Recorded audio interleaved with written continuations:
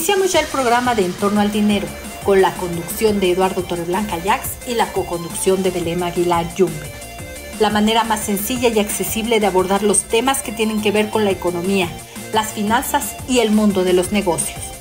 Los elementos que influyen en el acontecer del complejo escenario del dinero en un contexto global, donde lo que sucede en un lugar de la Tierra repercute en cuestión de segundos en muchas otras latitudes, no importando lo alejado o distante de ellas. Hoy, la economía y las finanzas son un diminuto pañuelo con el que nos podemos limpiar la comisura de los labios o secarnos una lágrima cuando el contexto lo amerita. En torno al dinero, una forma irreverente de ver la realidad o de divertirse con ella.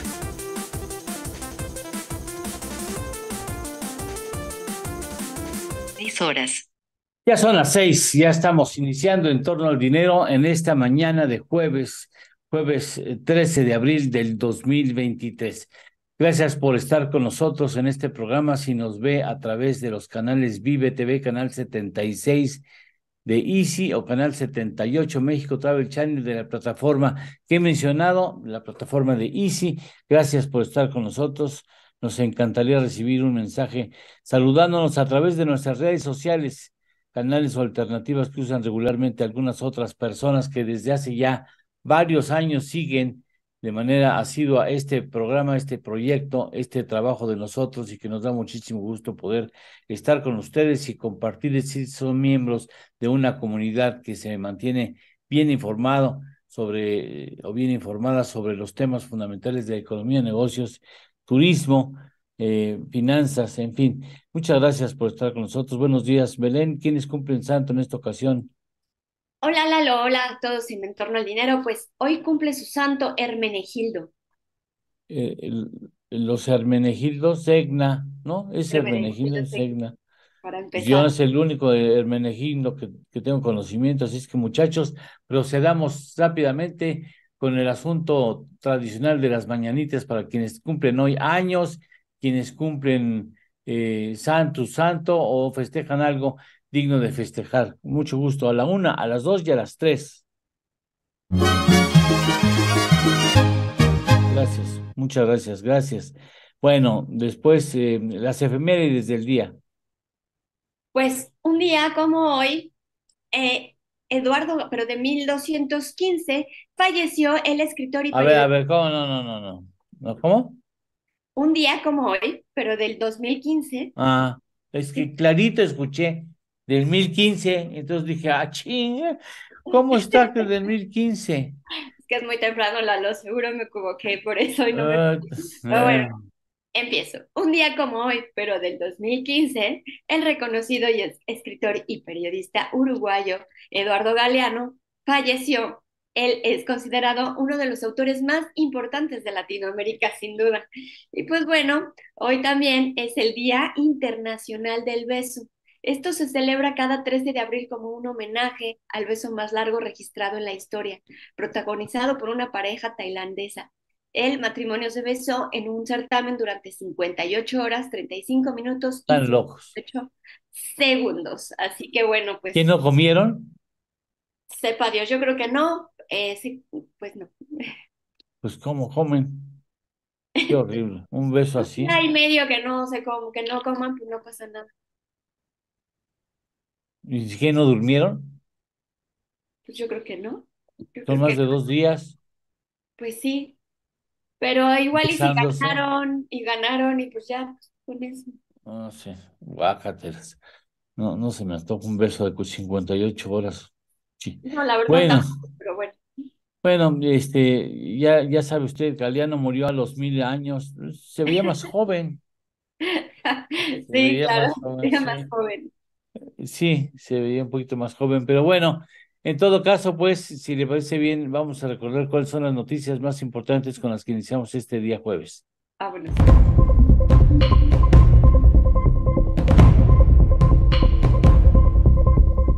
El presidente López Obrador elimina el cabotaje del proyecto de reforma a leyes de aviación civil y de aeropuertos. El Consejo Coordinador Empresarial pide al Congreso discutir las reformas sobre contrataciones públicas y la ley minera. Por falta de protección a la vaquita marina, México podría sufrir embargo comercial por parte de Estados Unidos.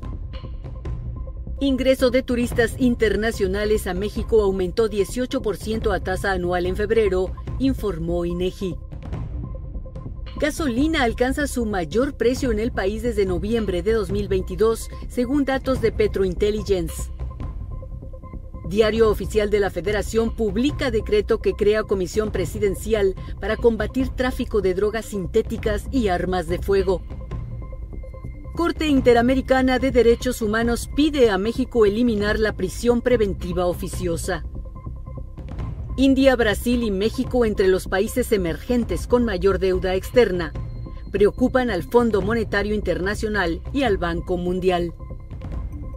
Inflación en Estados Unidos desacelera en marzo a 5% interanual, su menor nivel en casi 2 años. Integrantes de la Fed consideraron no subir las tasas en marzo, revelan minutas de las reuniones. Alzas de tasas provocan sobreendeudamientos sin precedentes, alerta la Conferencia de las Naciones Unidas sobre Comercio y Desarrollo, la UNCTAD. El expresidente Donald Trump demandó a su exabogado Michael Cohen por más de $500 millones.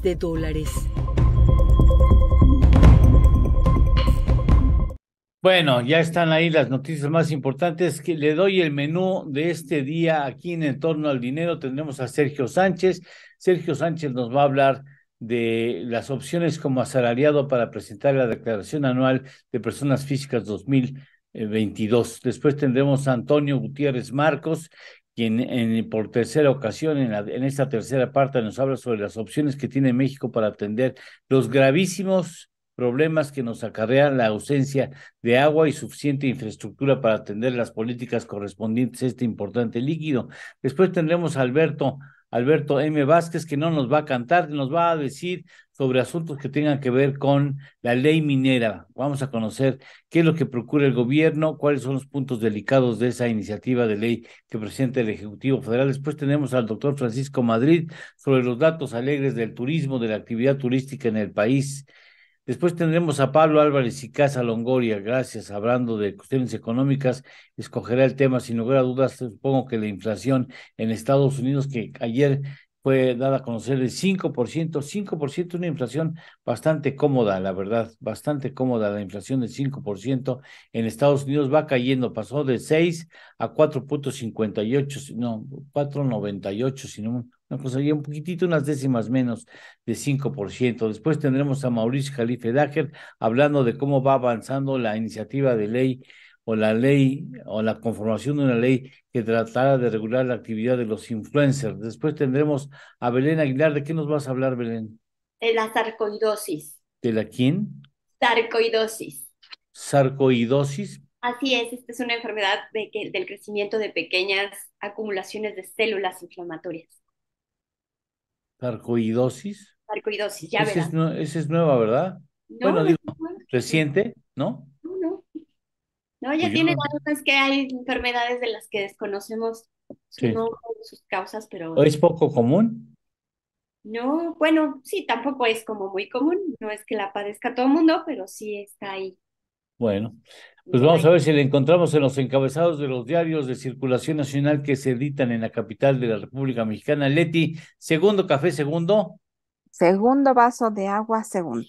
Ya no café hoy, ¿no? No, no. Hoy no toca café, Ah, che, ¿por qué? porque necesito irme a hacer unos análisis y no puedo tomar café. ¿Te dijeron que no puedes tomar café? Sí, que no tomará nada más que agua. Ya estamos con ¿Ni un, agüita. ni un tequila ¿No, tú crees? Yo pensaba tomarme uno para para entrar iniciar bien el día, pero no, para, para aguantar, ¿no? no, Las noticias, ¿no? no, a pura agüita hoy. Pura agüita, Ah, bueno, sí. pues te acompañaremos con el segundo vaso con agua, segundo. ¿Y qué dicen los encabezados? Estos son los encabezados de los diarios que se editan en la Ciudad de México este jueves 13 de abril de 2023. Reforma. Revira Estados Unidos a México. Sí producen fentanilo. Alerta jefe antidrogas de Washington. Crisis mexicana. señalan que China abastece precursores para proceso y envío a Norteamérica. El Universal. En 9 estados, el corredor del terror para migrantes. De 2019 a lo que va del año, se han registrado 810 desapariciones de centroamericanos y sudamericanos. Cárteles, los principales ejecutores, señalan especialistas. Excelsior. La partidocracia coletea, se niega a dejar privilegios. Renace Primor. Tras el amago de 90 diputados contra la reforma para acotar al Tribunal Electoral, Morena y PRI preparan un nuevo dictamen, mientras que el PAN analiza bajarse del acuerdo. Milenio. Un juez, no la FGR, decidirá si Garduño se va. López Obrador. El presidente sigue a la espera del informe de Goetz y califica por ahora al titular del Instituto Nacional de Migración de recto y trabajador. Adán Augusto confirma que sigue en su cargo, atento a heridos y hechos de la tragedia. El Financiero. De Fed, recesión leve en Estados Unidos para finales del año. Quiebras. En la reunión de marzo, tasa habría subido medio punto en ausencia de crisis bancaria, señalan las minutas. El Economista. Eliminan cabotaje de iniciativas de reforma a las leyes aeronáuticas. Ante inconformidad, se hará un análisis más profundo. La Jornada. Estados Unidos devolverá 5,000 millones de pesos desviados con Moreira. Son fondos confiscados a Héctor Villarreal, ex jefe de finanzas de Coahuila. La Razón de México. Encamina en revés a Tribunal Electoral del Poder Judicial de la Federación en diputados y en Senado se complica. Hacen ajustes a proyecto para lograr consenso. Reporte Índigo.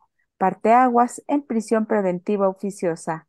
El fallo de la CID exige al Estado mexicano desaparecer las figuras de prisión preventiva oficiosa y el arraigo penal de la Constitución. El Heraldo de México. Crean comisión contra el fentanilo y armas. Rosa Isela al frente.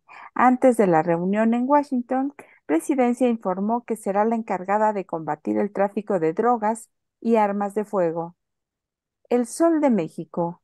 Exige quitar prisión preventiva oficiosa. La Corte Interamericana de Derechos Humanos condena a México. El tribunal falló en el caso de 2 personas encarceladas durante 17 años sin sentencia. Y hasta aquí los encabezados de este jueves, Lalo. Sin sentencia, imagínate, 17 años y no sabes, te van a salir, pues ya se dio sentencia de 5 años. Y los 2 anteriores que, pues usted disculpe, no, o sea, ¿cómo es posible que exista eso en el país? De veras, ¿qué necesidad tenemos de hacer una verdadera reforma e implementar, pues, cambios importantes en esa parte de nuestro país? Pero bueno, en esa política pública. Bueno, vamos a pausa. En la pausa comercial daremos lectura a la columna de Carlos Loret de Mola, que habla sobre el secretario de Gobernación. Después regresaremos con el clima y más aquí en Torno al Dinero. Esto es En Torno al Dinero. Con Eduardo Torreblanca y Lidia Barrón Cortés. Hacemos una pequeña pausa y continuamos.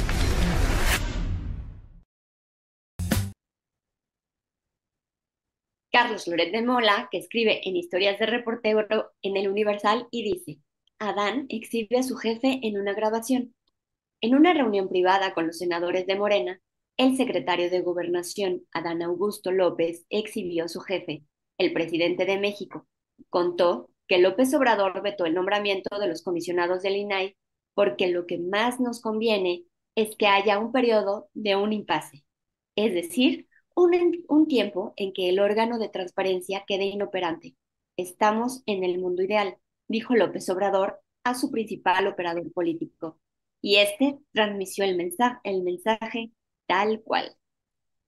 Al platicar con el grupo parlamentario de Morena en el Senado, el secretario de Gobernación dijo con franqueza que al principio de la discusión sobre el INAI, en una reunión con el presidente, Le había explicado que el Senado nombraría a 2 personas en torno a las que había acuerdo con los otros partidos políticos y que el presidente dio su aval para que eso sucediera. Sin embargo, días después, ya que habían sido nombrados Rafael Luna y Yadira Alarcón, López Obrador le consultó qué pasaría si él vetaba esos nombres. El secretario relató que le contestó a su jefe que no va a poder funcionar el instituto y que seguramente estos van a intentar promover algún recurso para que la Corte obligue a nombrarlo. Entonces el presidente dijo que eso es lo que más le convenía, dejar inoperante al INAI. Y para que no hubiera dudas sobre la voluntad presidencial, el secretario Adán Augusto dijo a los senadores morenistas que este martes el presidente López Obrador le ratificó la misma instrucción de no nombrar por ahora a los comisionados del INAI, dejar al instituto sin funcionar. Y se abren comillas. Estamos en el mundo ideal. Nosotros no tenemos ninguna urgencia porque se nombren, le dijo el presidente. Escuché el audio de la reunión entre el secretario y los senadores y las citas, pues sí, son textuales. Y Carlos Loret se pregunta, ¿cuál es el mundo ideal del que habla López Obrador? Un INAI al borde de la extinción, que no haya transparencia, que no se conozcan los contratos del gobierno, que no se sepan los escándalos de corrupción y desvío de recursos que se han denunciado gracias a la información que facilita el INAI. La Casa Gris de Galmex, los contratos de la prima Felipa Obrador con Pemex, las obras para mejorar la zona del rancho del presidente usando dinero público, las empresas fantasmas del AIFA, los contratos del Instituto de Migración con empresarios de seguridad. Todos esos reportajes y denuncias han abrevado del INAI y por eso el presidente lo quiere inhabilitar. Hasta aquí parte de lo que escribe Carlos Loret de Mola en El Universal. Ya estamos de regreso. Esto es En torno al dinero. Con Eduardo Torreblanca Llanes. El Ryugyong Hotel en Corea del Norte tenía unas expectativas muy grandes puestas sobre él, y es que sus constructores aspiraban conseguir el récord del hotel más alto del mundo. Pero finalmente el récord con el que se quedaron fue con el del hotel abandonado más alto, incluso el de peor edificio del mundo. La construcción de este edificio de forma piramidal se detuvo en 1992 debido a la gran crisis que provocó en Corea del Norte la caída de la URSS. En 2008 se continuó la obra hasta que en 2011 se logró acristalar todo el exterior. Y a pesar de que técnicamente la construcción ya ha finalizado, nunca se llegó a inaugurar. Durante 2017 y 2018 se realizaron trabajos en el hotel y se construyeron caminos de acceso al edificio. No obstante, debido al hermetismo del país norcoreano, resulta imposible saber si alguna vez veremos el establecimiento abierto. Edificios. Qué barbaridad, qué datos. Gracias, Verónica. ¿Cómo nos pinta el clima para esta jornada de jueves, capitán Juan Núñez? Hola Lalo, ¿qué tal? Buenos días al auditorio. Empecemos por Estados Unidos. Aire seco y rachas de viento en el suroeste de Estados Unidos, en los Grandes Lagos, continuarán produciendo condiciones climáticas elevadas a críticas con probabilidades de incendio. Se espera que haya fuertes nevadas en las partes de las montañas rocallosas Intermountain Oeste y Central desde este día hasta mañana viernes. Lluvias y tormentas generalizadas con fuertes lluvias locales para expandirse por todo el sureste. Vamos a las temperaturas. En Chicago 14 grados, Houston 15 grados, en Los Ángeles 12 grados, Nueva York 20 grados, San Antonio 12 grados y en San Diego 13 grados.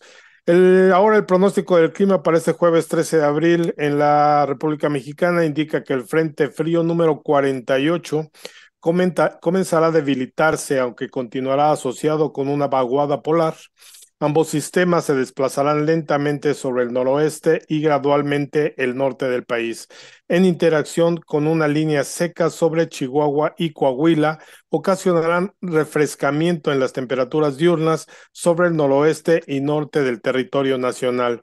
También se producirán lluvias aisladas en la península de Baja California, norte y noroeste del territorio nacional. Vamos a las temperaturas. En Aguascalientes 11 grados, Guadalajara 15 grados, Monterrey 16 grados, Querétaro 12 grados, San Luis Potosí 10 grados.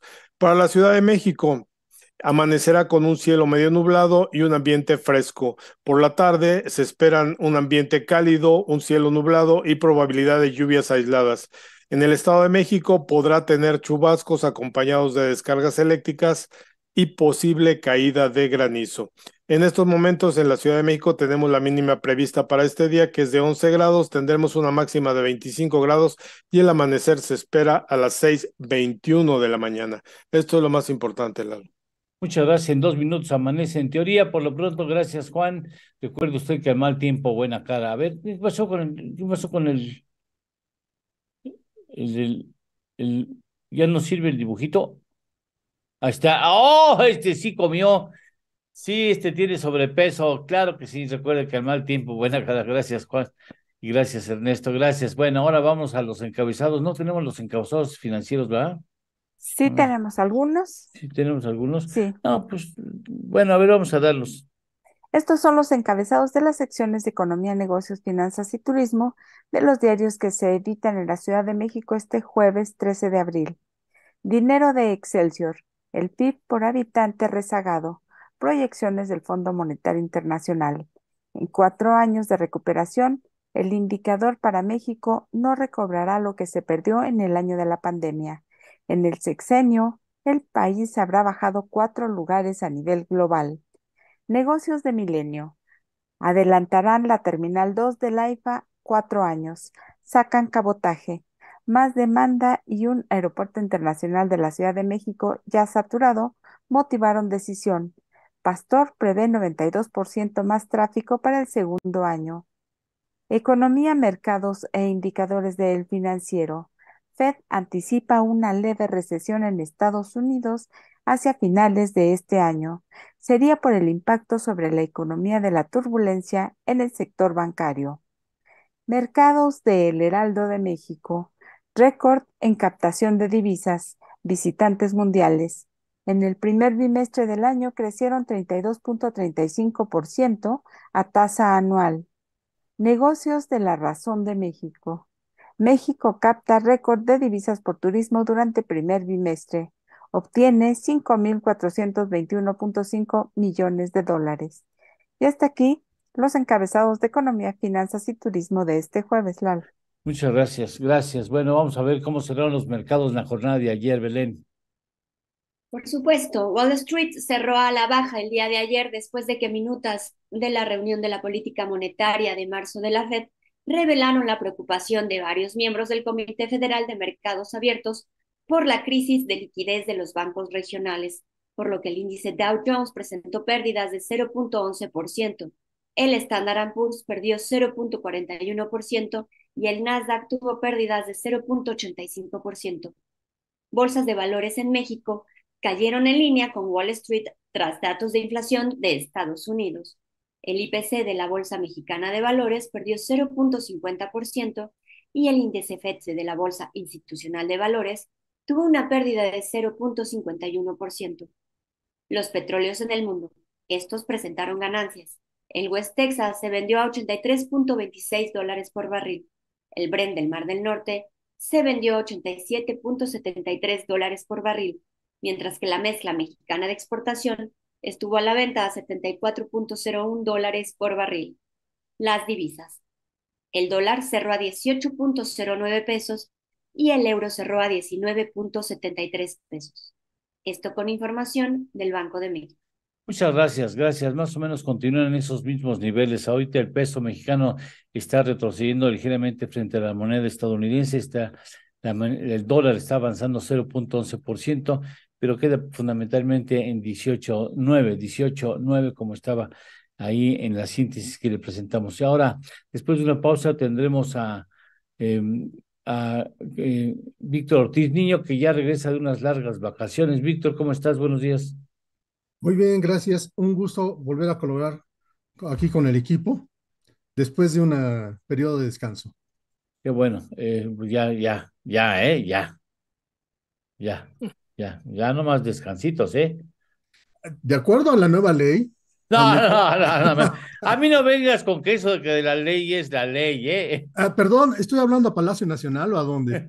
No, aquí no me vengas con que la ley. Pero Bueno, fíjate que perdón, público y Eduardo, me sirvió el viaje porque me hizo reflexionar sobre un tema, la sí. importancia de ser un proyecto bajo una planeación adecuada.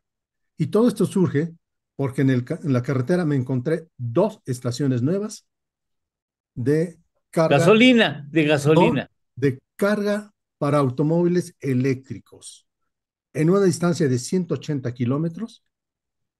¿Verdad? Y me puse a investigar y ya, Carga de Tesla, no, no, de de automóviles Tesla, Tesla. de automóviles Tesla Sí, específico. no, a mí no me alcanza para comprar un Tesla. Bueno, pero No. si haces Oye, el, ¿no viste ahí? ¿No has visto ahí hay un post de una señorita, con todo respeto dicho sea, media taras, vulva, porque va a una estación de servicio, a una gasolinera, no sé. Entonces empieza a hacerle así a todas las cosas que ve como puertita para ver cómo se abre. Finalmente alguien le dice cómo se abre el despachador de gasolina, que en su caso era un Tesla, o sea, y después quiere meter, ¿dónde se le mete? ¿Dónde se le mete la pistola? ¿Dónde se le mete la pistola de la gasolina? Hasta que alguien le dice, ¿qué busca, señorita? ¿Dónde se le pone gasolina? Señorita, es un Tesla. Pues, ¿y eso qué? No, digo, ¿dónde se le pone la gasolina? Señorita, es un coche eléctrico, ¿no? No, no se había dado cuenta. Pero bueno, más allá de esas cuestiones que llegan a pasar, una estación, y había alguien que estaba usando, ¿no? dos estaciones, justamente para cargadores eléctricos. Pero Obviamente, había Teslas, perdón, había Teslas. sí, bueno, no me tocó ver, pero ya estaban instaladas y no son estaciones, digamos, como las gasolinas. No, son supercargadores que están puestos en una franquicia donde se va uno a alimentar, donde está una serie de situaciones para A ver. comer y demás. Me puse a investigar, ya en México hay 119 supercargadores, en el mundo hay 40,000 y haciendo un análisis costo-beneficio por lo que comentabas, Muy poquitos en el mundo, 40,000. O en México 11. 119 por el momento. Están aumentando. Te metes a la página de Tesla y encuentras dónde están ubicadas y, oh sorpresa, en el Distrito Federal tenemos algunas. La Algunas. independencia de un carro eléctrico es de aproximadamente de 300 a 600 kilómetros. El tiempo de carga en estos supercargadores es de 15 minutos y da una independencia de 400 kilómetros. O sea, está muy bien planeado toda la situación. Y además, haciendo el análisis costo-beneficio, por lo que leí, no me Ah, consta, sí. la carga para una equivalente de kilometraje en gasolina es la mitad. Si yo gasto 1,500 en gasolina, al cargar mi auto eléctrico costaría 700 pesos. Entonces, haciendo un análisis de costo-beneficio, 700 pesos. 700 pesos. Métete a No más. bueno, invita al No público. más, es lo que yo pago a veces de luz en el Ah, bimestre, porque puse paneles solares y entonces de una facturación de sobre 3,000 pesos, ahora vengo pagando 500, 700 pesos bimestral. O sea, me va a salir más caro pagar la carga del automóvil que en mi casa de 2 meses. ahora, también, ¿cuánto gastas en gasolina?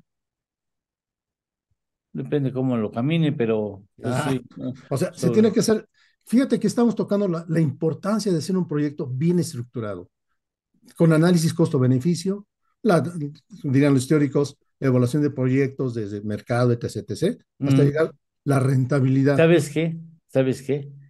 A mí se me hace que los que pueden aprovechar las estaciones de carga de Tesla son aquellos que han liderado la ordeña de ductos de Pemex. Para que veas que es paradójico.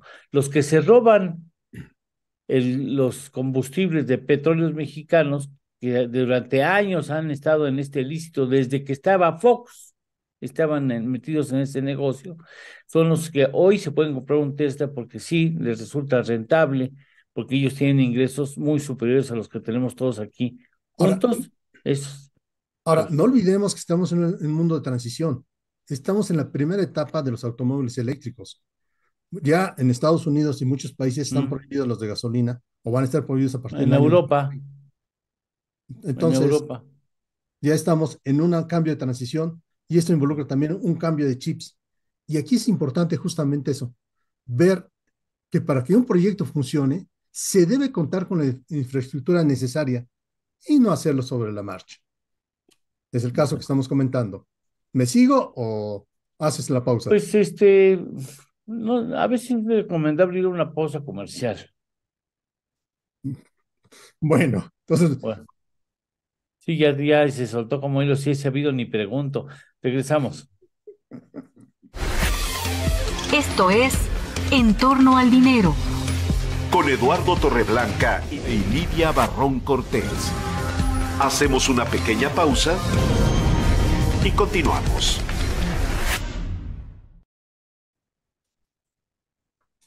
Francisco Garfias en Excelsior, que escribe Arsenal, nos dice, rebelión en San Lázaro. Decía ayer el morenista Juan Ramiro Robledo, presidente de la Comisión de Puntos Constitucionales de la Cámara de Diputados, que nada se gana con llevar un dictamen a votación, como el de la reforma constitucional que acota las atribuciones del Tribunal Electoral, si no lleva el apoyo necesario para que sea viable. Allí está la explicación al impasse, callejón sin salida, en el que se encuentran las negociaciones para alcanzar la mayoría calificada. 2/3 de los presentes se requiere la aprobación de la polémica reforma a los artículos 41, 73, 99 y 105. Garfias continúa. Los detractores de la regresiva reforma advierten que de aprobarse se establecerían potestades inadmisibles a los partidos políticos.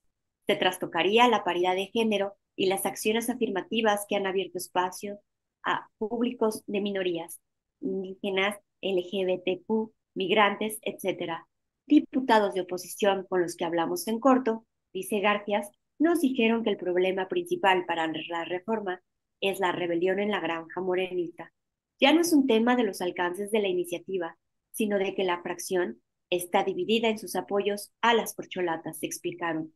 Por un lado andan los que están con Claudia y por otro con los de Marcelo. Y los de Adán y los de Ricardo son menos, pero pues sí, hacen ruido. Uno que se dio de la cara en el Senado fue la morenista marcelista Malú Mitcher. Dijo que si la Cámara de Diputados manda la reformita a la Cámara Alta, aquí no la vamos a aprobar. Hasta aquí parte de lo que escribe Francisco Garfias en su columna Arsenal, que escribe en Excelsior. Ya estamos de regreso. Esto es En torno al dinero. Con Eduardo Torreblanca Llanes.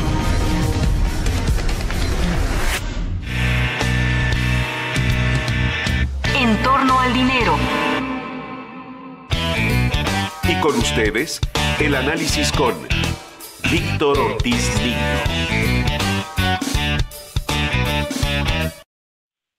Bien, Víctor, ¿de qué nos vas a hablar ahora sí ya sobre otros asuntos financieros? no, nada de como acabar el tema, por favor. A ver, tema. Lo que sucede es que también ya cuenta con una cadena de distribución esta empresa en México de sus automóviles.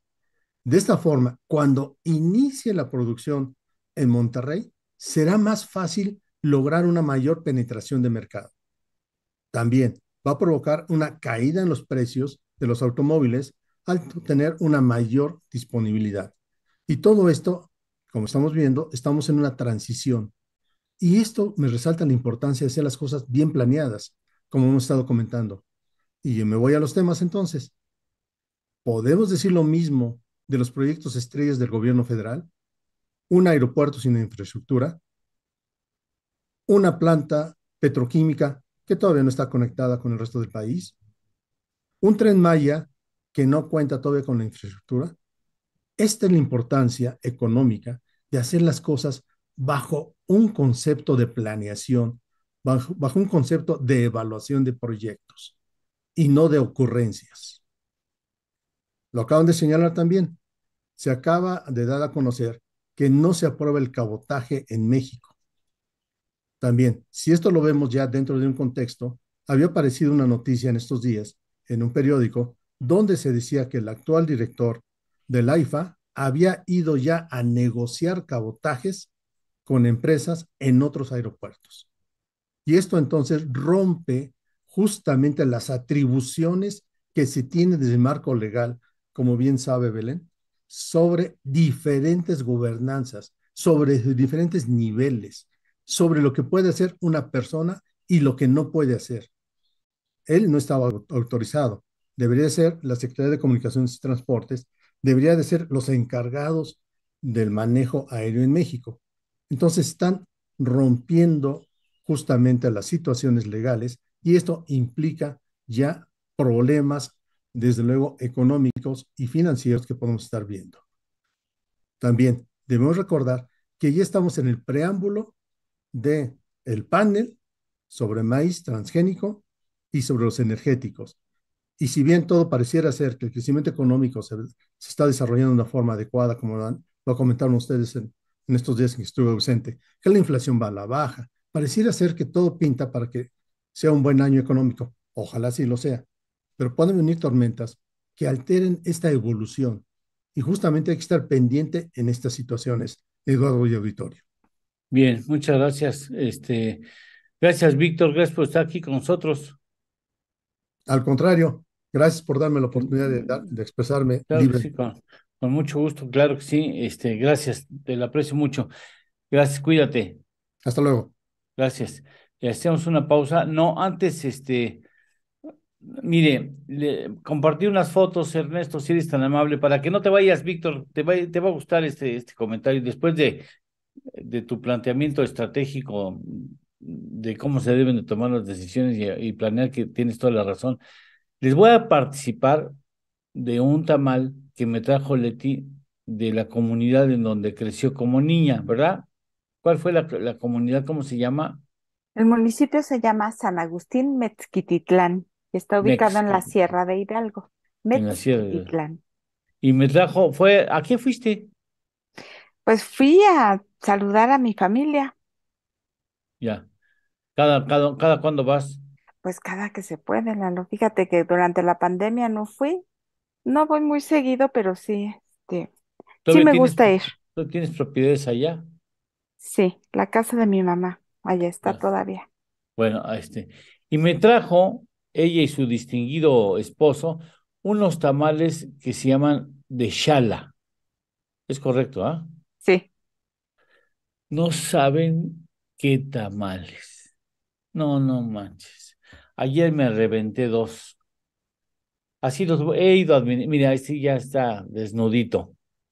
Ahí está desnudito. Y hay uno donde ya le di un llegue ahí para que vea de que, mire, es una especie de pipián, especie, ¿no? Porque nos dicen, no, no, no es pipián, es chala. Y con frijolitos, ¿no? O sea, frijoles y no sabe, lo hice a propósito para así lo despanzurré, pues, para que usted vea que tiene el pipián y el frijol. No sabes qué exquisito, ¿eh? Qué rico tamal. Leti, me apunto para otros 4 para mí, por favor. con mucho Rumbo a los gusto. De tamales en ese pedidos. momento. A ver, Juan, ¿tú cuántos vas a querer? Son uno, dos, tres, cuatro, somos 5 aquí, entonces de una vez uno para cada quien. No, ¿Uno? unos son pequeños en realidad, No, no, Juan. no, pequeños no No, tienen nada de 8 en mi pequeños, ¿eh? caso, por favor. no voy a Pequeños, no voy a aborazarme. pequeños los regiomontanos. ¿Has Bueno, visto los tamales regiomontanos cómo son? sí, son más chiquitos y más delgaditos. Esos sí son chiquitos y delgaditos, no en balde se hacen en Monterrey, ¿no? Así, o sea, muy medidos, saben muy rico porque les ponen mucha manteca. Debe de ser así con manteca, así para que le dé buen sabor. Si ustedes que nos están viendo en Monterrey tienen de casualidad ahí una fotografía de lo que son los tamales neoloneses, ¿no? Regios, mejor para presentar la diferencia. No, este es un tamal bien puesto, no es nada pequeño, ¿eh? Es bien puesto y es muy rico, de veras. Pues ese tamal fue el que le valió que tenga ahora el municipio el distintivo de pueblo con sabor, que se Pueblo otorga con, a nivel estatal. ¿sí? Pueblo con sabor, sí, Pueblo con sabor. sí.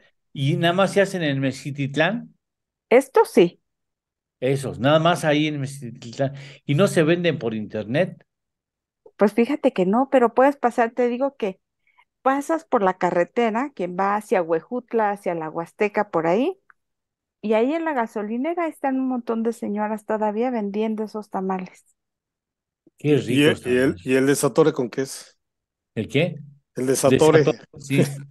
¿Con Ah, qué? ¿Con qué? pues eso ya es al gusto. No, pero Depende ahí de no la hora hay en que te algo lo tomes. clásico ahí. No No, hay, ¿cómo se llama? Atole, un champurrado, algo así. Ya habíamos tratado el tema del atole de alpiste. Aquí en mi casa no me lo creen, pero yo probé un atole de alpiste, no sabe qué rico atole. Y después pues, a las 2 horas empieza uno a chiflar, bien bonito. pues ya lo hizo Juan, ¿no? Sí, acá se Sí, lo hicieron en la recuerdo que ya casa. lo ¿Y qué tal? hizo. ¿Estuvo bien? Sí, no, estuvo muy rico, la verdad. Dicen que es muy bueno antioxidante. No, bueno, Fíjate. yo les recomiendo a ustedes los tamales de Shala, ¿eh? Muy buenos. Cuando, sí, cuando vayan hacia Huejutla, ahí en San Agustín, Mezquititlán, quien no pase a comer tamales de chala, no Está pasó por perdiendo ahí. de una experiencia culinaria Sí, relevante.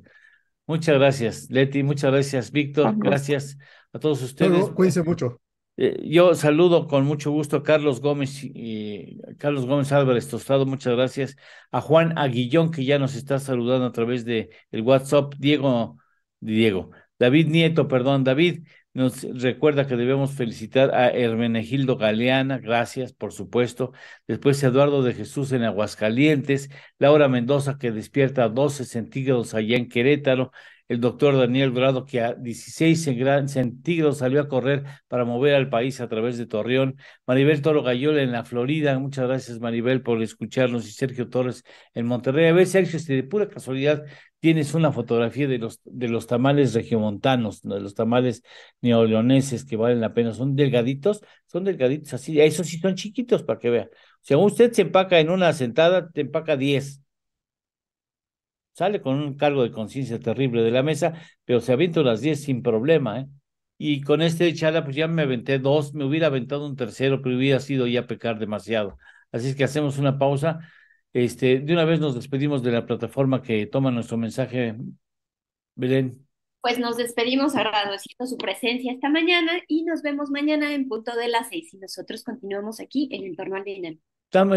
Tiene saludos para los saludos, pues, seguramente. Tenemos saludos, así es, Francisco Castillo desde la plataforma de Facebook. Muchísimas gracias por escribirnos, por darnos like. Y pues Francisco Castillo, muchas gracias hasta Texas. Le mandamos un abrazo. Pepe Alegría hasta Nayarit. También le mandamos otro abrazo. Muchas gracias por escribir. Joaquín Veloz, por su parte, nos dice que está a 7 grados centígrados en Toluca.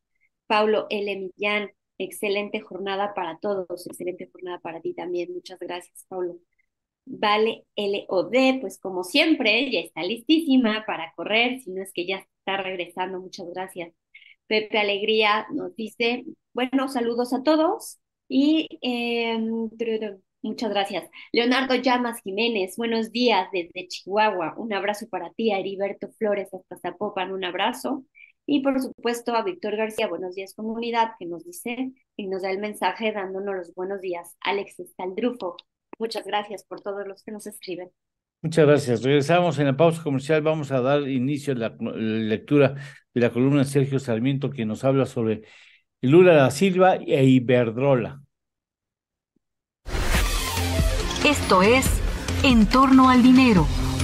Con Eduardo Torreblanca y Lidia Barrón Cortés. Hacemos una pequeña pausa y continuamos.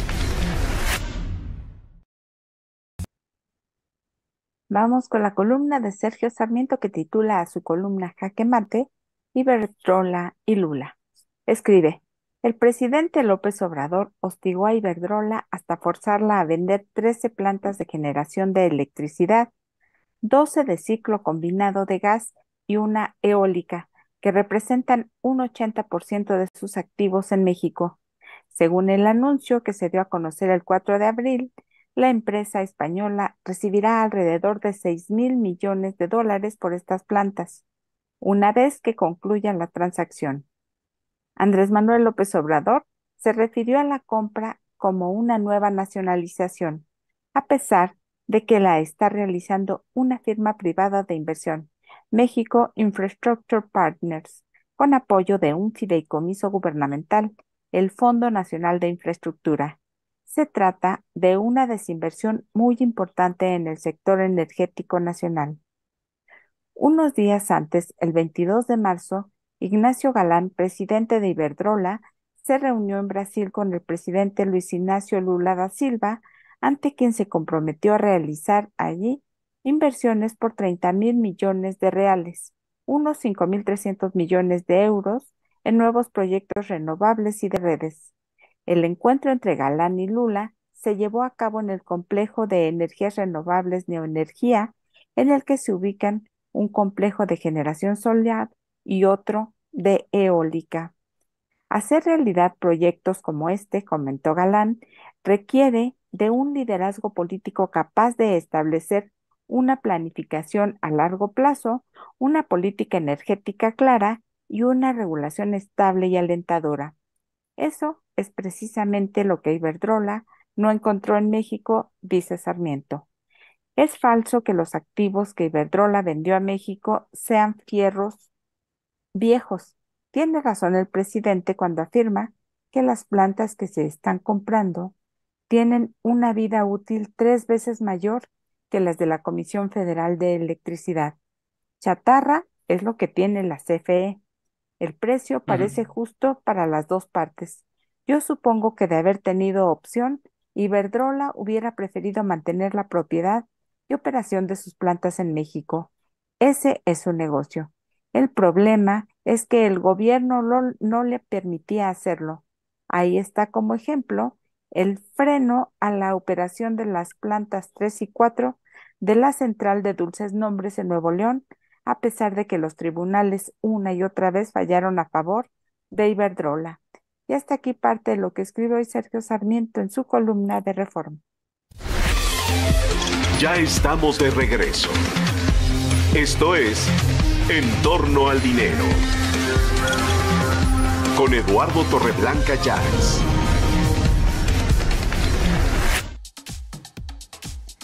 ChatGPT es la plataforma de inteligencia artificial que ya se aplica para planear los viajes y que ayuda al comprador a tener detalles de sus actividades e itinerarios.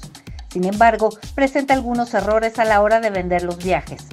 Entre las limitaciones que tiene ChatGPT en los viajes está el que no actualiza sus datos en tiempo real, por lo que dificulta un cambio imprevisto en el viaje y tendría errores en horarios de aerolíneas o el estado del clima, dando uno general de lo que sucede en la época del año que se escogió para el viaje. Asimismo, no tiene datos del entorno social actualizados, como por ejemplo en el caso de protestas que se presenten en los destinos. Se recomienda tomar precauciones al respecto y buscar datos más certeros.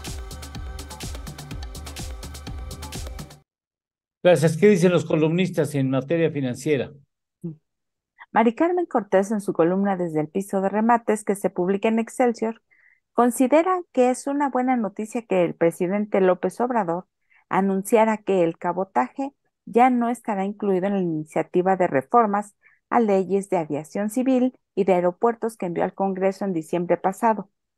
Pero dice Mari Carmen, mientras no se envíen las modificaciones a las 3 leyes, se mantendrá la incertidumbre porque ayer López Obrador no descartó totalmente la opción del cabotaje, al afirmar que será analizada con mayor profundidad. Enrique Quintana, en su columna Coordenadas, que se publica en El Financiero, señala que el acuerdo de venta de 13 plantas eléctricas de Iberdrola ha dejado más misterios en la medida que se observan con más detalle la transacción y la forma en la que se presentó. Dice que un tema que genera interrogantes es el salto que presuntamente se tendría en la generación por parte de la Comisión Federal de Electricidad. Y Alberto Aguilar, en su columna Nombres, Nombres y Nombres, que se publica en El Sol de México, comenta que la premura de la industria minera para cabildear no es gratuita, ya que la iniciativa sí se busca sacar en fast track. Ya hasta hay un calendario definido que inicia hoy, cuando se convoca a reunión de Comisiones Unidas. Mañana circulará el dictamen. El martes se prevé desahogar para que se discuta en el Pleno del 18 al 20 de abril y así girarlo al Senado para igualmente buscar el aval con la misma celeridad. Y esto es un resumen de lo que escriben hoy los columnistas del área económico-financiera, Lalo. Gracias. Gracias. Vamos ahora con Sergio Sánchez. Sergio Sánchez nos da algunos tips que son útiles para quienes tienen que presentar la declaración anual 2022 por personas físicas. Sergio.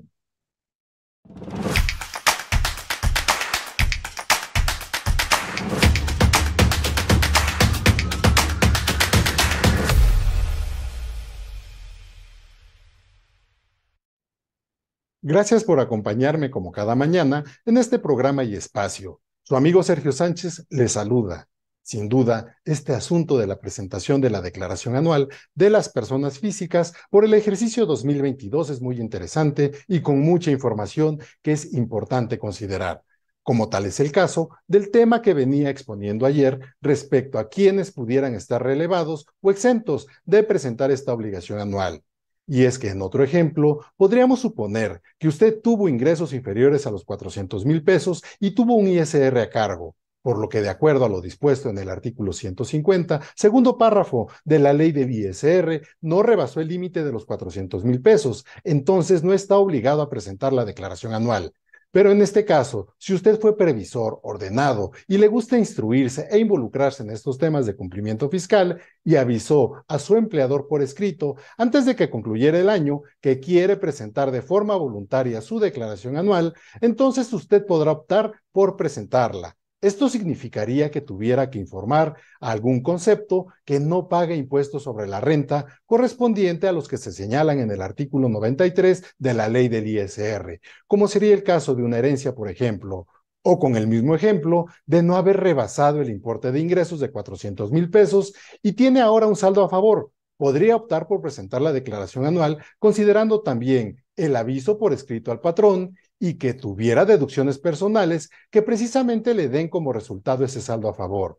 Con estos 3 ejemplos que he dado en 2 comentarios, le quiero decir nuevamente que no es cosa fácil elaborar y presentar la declaración anual y que cada contribuyente es diferente. He mencionado artículos para que se dé cuenta que todo está fundamentado en las leyes y reglamentos, pero usted tiene la decisión de contratar a un verdadero especialista o contratar al gestor. Mañana lo espero. Gracias por su atención. Ahora podrás tomar notas en tu revista, dibujar o remarcar cualquier texto de tu interés. Esto te permitirá interactuar de mejor forma, como si tuvieras la revista físicamente. Encontrarás botones que te llevarán a contenido adicional como complemento del tema que estás leyendo. Apóyate del texto a voz para leer con más facilidad tu revista. En caso de tener la incertidumbre de si el pedimento del automóvil adquirido se encuentra en la base de datos. Todo esto y más con tu nueva revista digital de IDC. Una nueva forma de explorar tu contenido.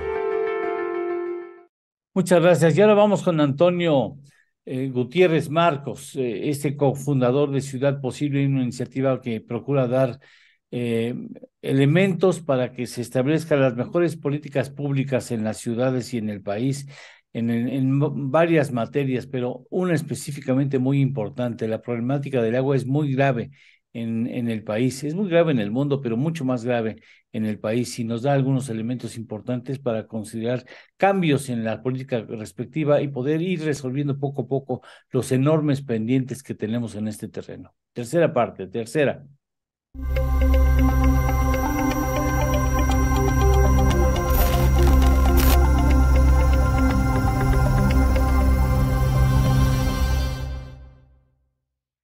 Ahora, después hay innovación y perdóname, ¿no? Seguramente conoces esa tecnología mexicana de una empresa que después de esa empresa se pelearon para variar, se pelearon y hicieron 2, que es un concreto que permite el paso del agua. Seguramente conoces bien esa tecnología, que se avienta una pipa entera, así, no sé cuántos miles de litros trae una pipa de esas, pero bueno, lo vierte y en menos de 2 minutos ya todo se fue. Así es. Sí, deberíamos de buscar ese tipo de tecnologías que te permiten justamente que haya permeabilidad, que se vaya el agua, por cuando menos, al subsuelo. Recordemos que no todas las áreas son proclives para generar la recarga del acuífero, ¿no? Sí tiene que ser en ciertas zonas y justamente por eso venía la parte de los escurrimientos, en fin, y tienes partes bajas donde el propio subsuelo te permite el escurrimiento. De repente se plantea, mucha gente comenta, oye, ¿por qué no hacer pozos de infiltración en lugares donde hay más encharcamiento? ¿Para qué lo sacas? Infiltra el agua. ¿Y cómo la metemos? ¿Con la gasolina y con los químicos y el aceite? ¿Así la infiltraremos? No, ¿verdad? No se puede. O sea, efectivamente pareciera a simple vista que sería lo ideal, pero tendríamos que trabajar justamente en ese tema. Eso es el diseño de las ciudades, es la falta de planeación en el crecimiento lo que realmente nos ha ido generando todos estos problemas graves que estamos empezando a vivir. ¿Será, Antonio, el caso de la Ciudad de México un caso de los más complejos a nivel mundial? Yo creo que sí, Eduardo. Yo creo que es un caso muy complejo porque hemos ya tenido, no es la primera crisis del Cutzamala, es la más crítica, pero no es la primera en la que se tienen que hacer reducciones por bajos niveles, por contaminación en las presas que generan el desarrollo de algas que te contaminan más el agua, baja la calidad y hay que darle un tratamiento diferente. No es la primera vez, pero ¿qué pasa? Que no se están tomando las acciones definitivas que permitan que se mejore la distribución del agua, que disminuya el consumo y que disminuya sobre todo las fugas que se tienen en la red. Sí se hacen trabajos de sectorización, pero a final de cuentas pues es tan grande, son tantos miles de kilómetros que se tienen en la ciudad, en el Valle de México, que realmente se requiere una inversión de muchos miles de millones de pesos. Pero ¿cuál es el tema? O sea, lo vemos como, pues es que es tanto dinero que no alcanza, mejor volteamos hacia otro lado. Pero cada año que pasa, cada sexenio que pasa, cada trienio que pasa, pues esto se va comiendo más las posibilidades de que lleguemos a tener una ciudad que opere de manera sustentable. ¿Habrá una ciudad así, con una situación tan delicada como la que tiene la Ciudad de México, que haya entrado en crisis y lo haya resuelto? Mira, a nivel mundial, sobre todo lo que he visto tanto en ciudades de Estados Unidos como en ciudades de Europa, que tengo oportunidad de visitar alguna, te podría decir que hay sobre todo, por ejemplo, te pongo de ejemplo Bilbao que era una zona industrial 100%, con un río contaminado, con problemas para el abastecimiento, en fin, llueve muchísimo, efectivamente, pero el agua estaba contaminada, una ciudad cochina, llegó a tener durante muchos años la mejor ciudad, ser la mejor ciudad. Si tú vas, el río está limpio, se trabaja con el tratamiento, el agua se recicla, las redes mantienen las condiciones de operación adecuadas, no ves tinacos. En fin, es un tema que difícilmente lo vamos a alcanzar, pero decía, la planeación y el diseño propio que tenemos en México de las casas no va en ese sentido. Pero sí hay acciones que, o sea, sin necesidad de que nos comparemos con otros países más avanzados, con más recursos, sí nos permitieran disminuir el consumo de agua, sobre todo en las zonas donde sí se tiene afortunadamente el acceso al agua, ¿no? Porque no podríamos estar hablando en zonas, por ejemplo, de Iztapalapa, de Ciudad Neza, de Atizapán, de Naucalpan, en fin, donde de repente tienes carencias fuertes, de estar diciendo, cuida el agua, ¿no? Pues, hacen el esfuerzo máximo para poderle sacar fruto hasta la última gota del agua. Pero en las zonas donde sí se tiene el agua, que ya se convierte en un privilegio, sí debía haber acciones encaminadas a hacer un mejor uso del agua. Oye, quería preguntarte si puede ser México un referente o podríamos trabajar para que sea un referente de cómo se resuelven situaciones críticas en materia del agua. O sea, no veo por qué no podamos nosotros ponernos de acuerdo. Ha habido en los gobiernos, no en los gobiernos, seriedad en el tratamiento del asunto del agua, en la problemática. ¿Tú has visto que haya un gobierno que realmente se haya preocupado y haya querido atender con seriedad histórica, compromiso histórico, la solución al problema del agua en el país?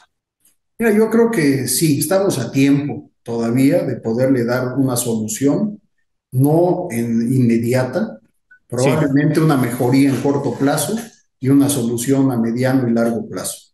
La gente del sector agua, la que tiene muchos años trabajando en esto, Es gente muy comprometida, conoce perfectamente el tema. Mucho radica de los problemas, creo yo, cuando se politiza el tema del agua, cuando empiezas a verlo como un manejo en beneficio cuando hay votaciones, o lo dejamos de lado cuando ya no nos interesa y te pasan otra vez los 6 años, los 3 años, en fin, lo que venga. Estamos a tiempo, se debe trabajar nuevamente con los consejos de cuenca, que son fundamentales. Los consejos de cuenca es una figura donde participa la mayor parte de los ciudadanos en sus diferentes sectores, sector industrial, sector académico, en fin, el sector agrícola, el uso público urbano, o sea, participan todos y participa la autoridad. Y generas además órganos auxiliares como las comisiones de cuenca que vas organizando justamente por colonias, por ríos, por barrancas, y generas una participación. Sí se ha hecho, se ha descuidado.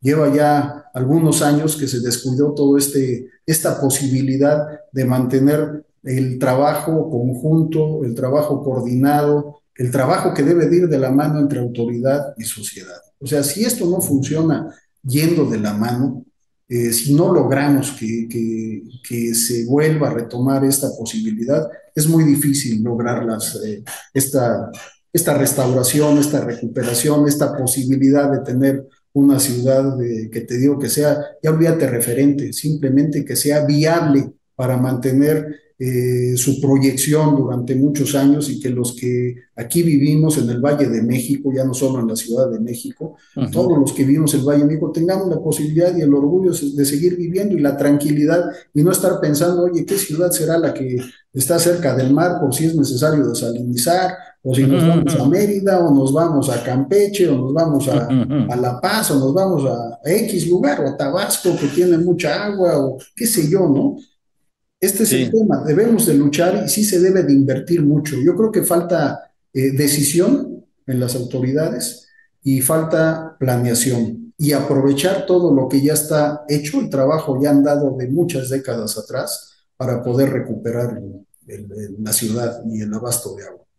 Antonio, muchas gracias por habernos concedido estos minutos, son oro, porque tratamos un tema que pensamos que es muy importante y qué mejor momento para dar su tiempo y a lo largo de una entrevista de esta duración, pues el público tiene mejor posibilidades de atender asuntos que son medulares y que regularmente pasamos por alto, a menos de que haya una crisis, regularmente nadie se acuerda del agua.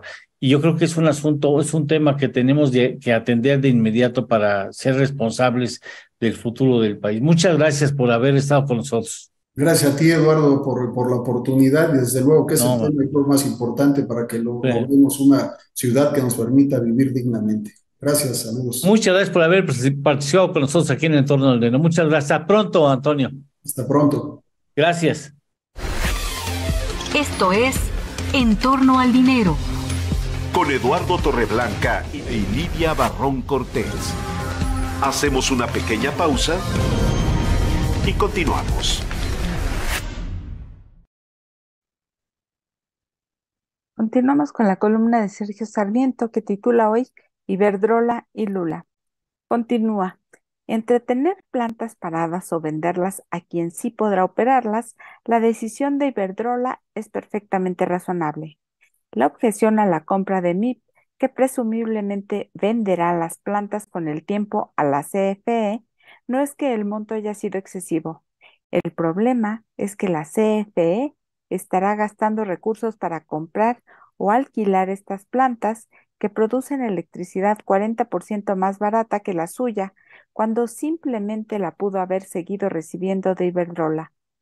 El poco dinero que tiene la CFE, que ha registrado pérdidas todos los años desde 2020, debería usarse en este momento para mejorar y ampliar una red de transmisión sobre la que tiene un monopolio, en la que no puede haber inversión privada y que se encuentra en malas condiciones. Dice Sarmiento, Iberdrola ha rescatado 6,000 millones de dólares de activos cuya rentabilidad estaba amenazada por el acoso del gobierno mexicano. Los usará ahora para invertir en países que sí están comprometidos con el Estado de Derecho y con la construcción de un futuro con energías limpias. No es nada más el Brasil de Lula. Iberdrola tiene un programa de inversión de 2023 a 2025 de 17,000 millones de euros para energía renovable y 27,000 millones para redes. La empresa sigue viendo hacia el futuro como lo hace Lula. AMLO está empeñado en regresar a un pasado en el que la CFE tenía un monopolio. Y esto es lo que escribe hoy Sergio Sarmiento en su columna Jaque Mate. Gracias, vamos al aire. Ya estamos de regreso. Esto es En torno al dinero. Con Eduardo Torreblanca Llanes. Muchas gracias, gracias y agradezco la gentileza de Alberto Vázquez, quien es socio fundador del despacho BHG Servicios Legales, por acompañarnos y ayudarnos a entender qué es lo que está detrás y qué tan conveniente o no puede aparecer ya esta iniciativa que manda el Poder Ejecutivo para tratar de modificar la ley minera, y que de eso no sabemos un carambas, la verdad, Alberto. Entonces, muchas gracias por echarnos la mano. Al contrario, gracias a ustedes y pues bueno, a sus órdenes. Oye, a ver, ustedes que son los que conocen, tú que conoces bien ese asunto, ¿qué tan necesaria eran estos cambios que se proponen? Bueno, los cambios que se están proponiendo ahorita, porque recordemos que viene un cambio muy reciente, que es el tema del litio, en donde el presidente propone una reforma en donde se renacionaliza, por llamarlo de alguna manera, porque bueno, todos los minerales que existen en el subsuelo de México son propiedad de la nación. Sí. Creándose desde hace muchos años el concepto de la concesión minera, al ser la concesión una industria de carácter público, y que básicamente el Estado no puede con todo. Entonces, con todas las actividades, con todas las operaciones que se requieren en materia minera, existe la concesión. En este sentido, la reforma de litio pues viene a generar un desconcierto en la industria, que pues es propuesta un día y a los 2 o 3 días ya existía una ley con la reforma. En ese sentido, la reforma que se propone y que se presenta, creo que fue el 24 de marzo, al Congreso de la Unión, en donde viene un cambio, pues, dramático al sector minero, pero no solo minero, sino a todo el sector industrial. Existe una posibilidad muy alta de que sea aprobada por la mayoría que tiene este señor en el Congreso, porque se ha demostrado en México varias veces, especialmente durante este sexenio, que no hay una adecuada división de poderes, y en donde el Congreso de la Unión en muchos de los casos ha aprobado no actuar en beneficio de lo que es México, sino de pues yo sí lo digo, ocurrencias de este señor de cambiar la legislación en ánimo de lo que él cree que es lo mejor, que no necesariamente tiene que ser así, ¿no? ¿Cuáles son los cambios más dramáticos que ven ustedes en esta iniciativa? Bueno, el cambio más dramático desde el punto de vista legal es el quitar definitivamente el concepto de utilidad pública a la industria minera, lo cual es difícil de entender cuando al inicio de la pandemia del COVID encontramos que en un decreto se le reconoce el carácter de industria esencial.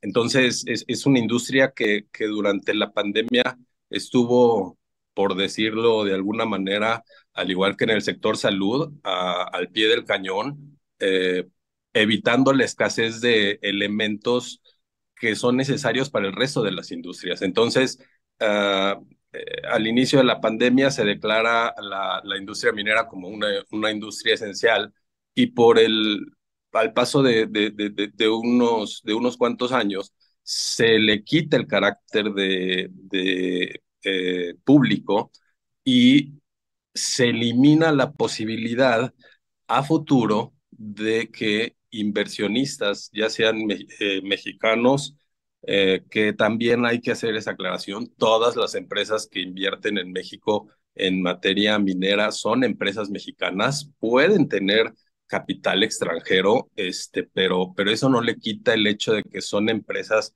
mexicanas que pagan impuestos en México, que cumplen con todas las obligaciones en todos aspectos, seguridad social, generación de beneficios, especialmente, y lo que le interesa a este gobierno, nos lo ha demostrado muchas veces, el pago de impuestos, son empresas mexicanas. Entonces, a futuro, lo que está planteando esta reforma es que siendo la industria de más alto riesgo, en donde participan los particulares, al ser una industria en donde una etapa de exploración puede llevar hasta 10, 15 años, en donde los inversionistas están apostando a ver qué pueden encontrar en la concesión minera, y pueden invertir millones de dólares y no encontrar absolutamente nada, y nadie dice nada. Por ahí hay se menciona que de cada 1,000 proyectos de exploración uno llega a convertirse en una unidad minera. Entonces, pues desaparece el concepto de la concesión básicamente para pasar a manos de que únicamente el Servicio Geológico Mexicano pueda llevar a cabo la exploración, que es carísimo en todo el territorio nacional. Ajá. O sea, reserva para que el sector público haga esa actividad. Sí, es correcto. O sea, esta puede. reforma, no tiene la capacidad, no hay dinero que alcance a cualquier país para que se dedique a la exploración. Pero lo más interesante es que esta exploración ya estaba, o sea, ya existe en la ley minera actual. El Servicio Geológico tiene la posibilidad de recibir asignaciones, que es la diferencia que hay entre el sector público y el sector privado. El Servicio Geológico Mexicano puede solicitar, y en alguna época solicitó, grandes cantidades de terreno mediante asignaciones, pero que tienen la obligación de cumplir con las mismas, valga la redundancia, obligaciones que tiene cualquier concesionario. Entonces, la figura de asignación por la cual el Servicio Geológico puede llevar a cabo la exploración ya existe. Aquí la diferencia es que desaparece el concepto asignación minera. El Servicio Geológico, en los términos de la reforma propuesta, se convierte en la única entidad que puede llevar a cabo exploración en México a perpetuidad. Pero ¿a quién se le ocurre eso? No va a haber presupuesto que alcance en No. todo el país, o sea, ¿cómo? No lo hay, no, sinceramente no lo hay, y en su caso puede existir.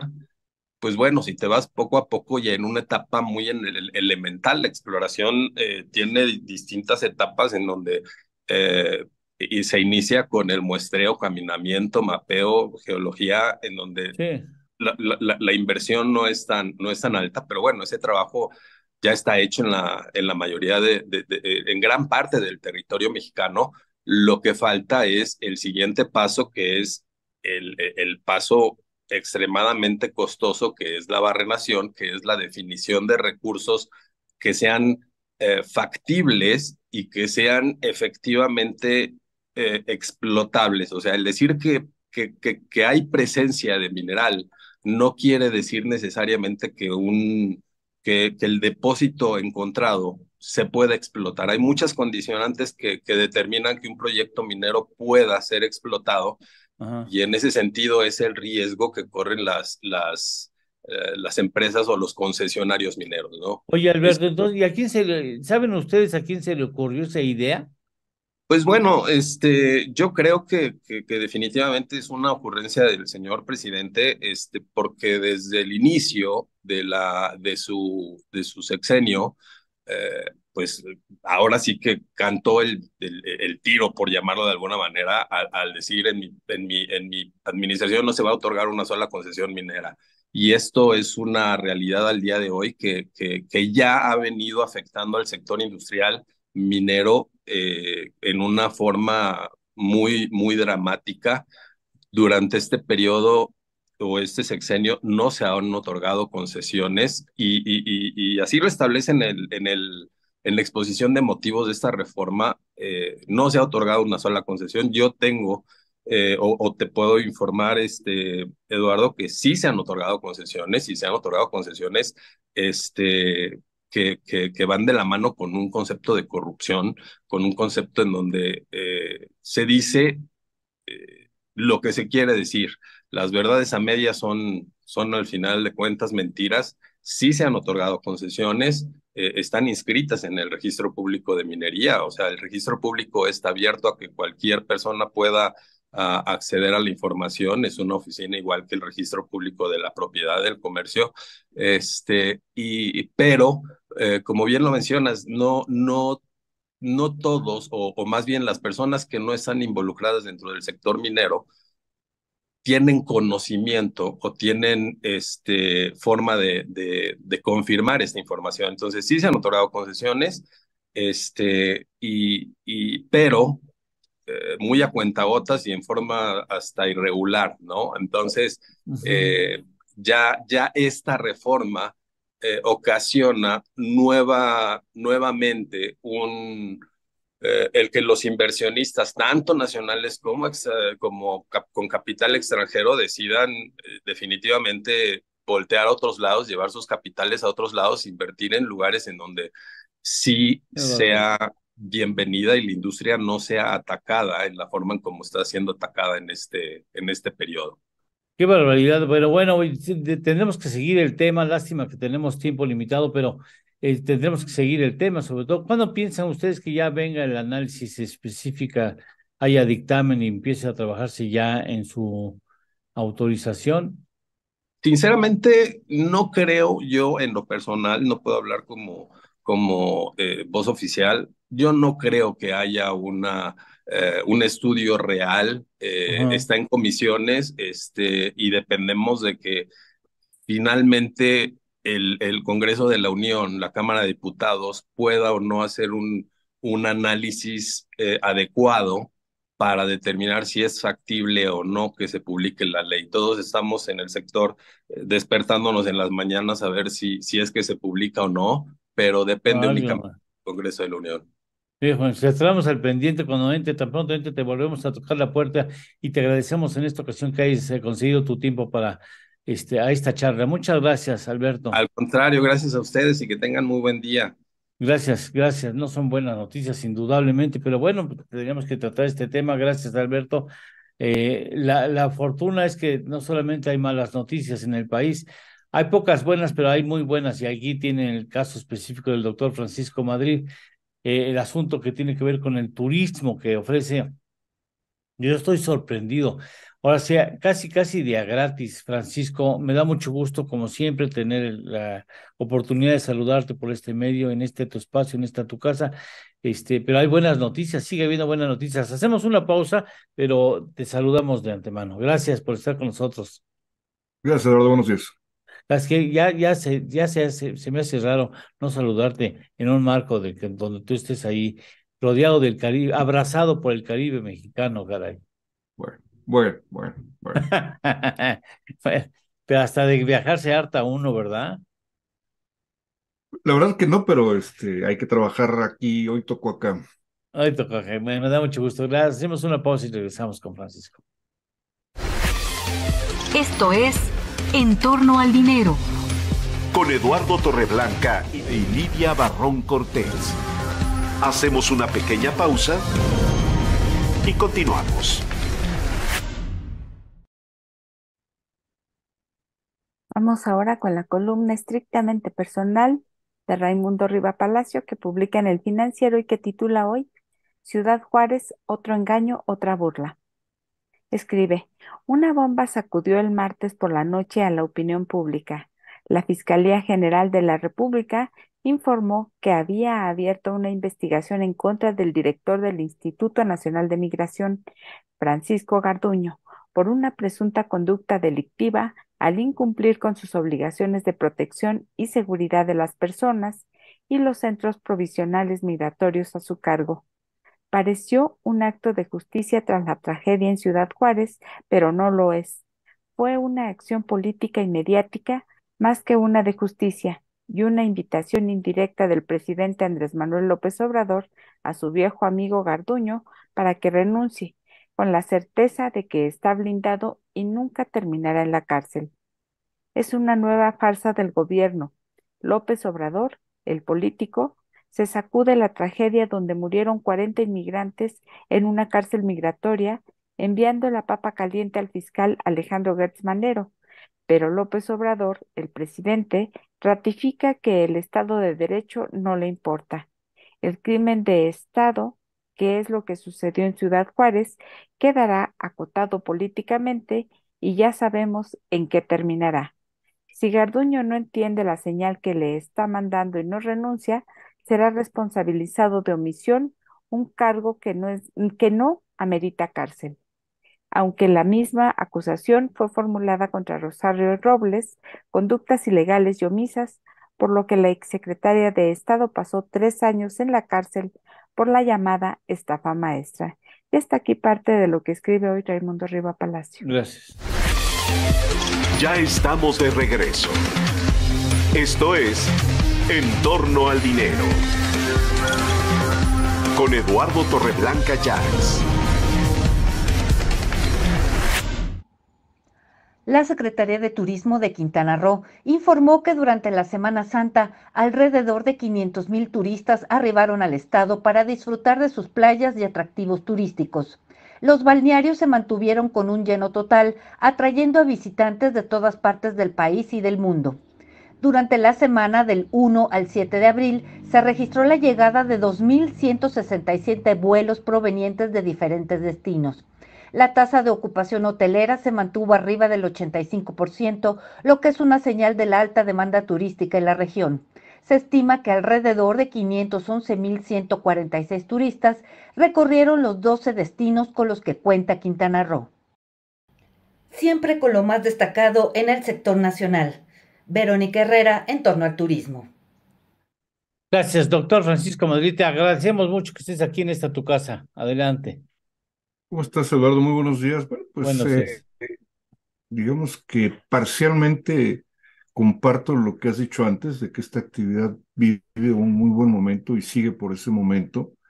Desafortunadamente hoy vamos a publicar una infografía que me parece que es un semáforo en ámbar, No me digas. y que tiene que ver con estos hechos que no dejan de suceder, y que nos sorprende, que pareciera ser no tienen afectación en la actividad turística. Me refiero específicamente a los actos violentos que se han sucedido, pues, de manera casi sistemática en los destinos turísticos del país.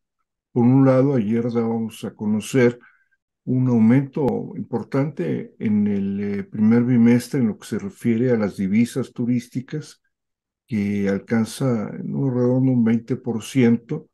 Muy bueno, aunque hay que recordar que el año pasado, el primer bimestre, teníamos la variante Omicron presente, y eso, digamos, magnifica un poco el resultado.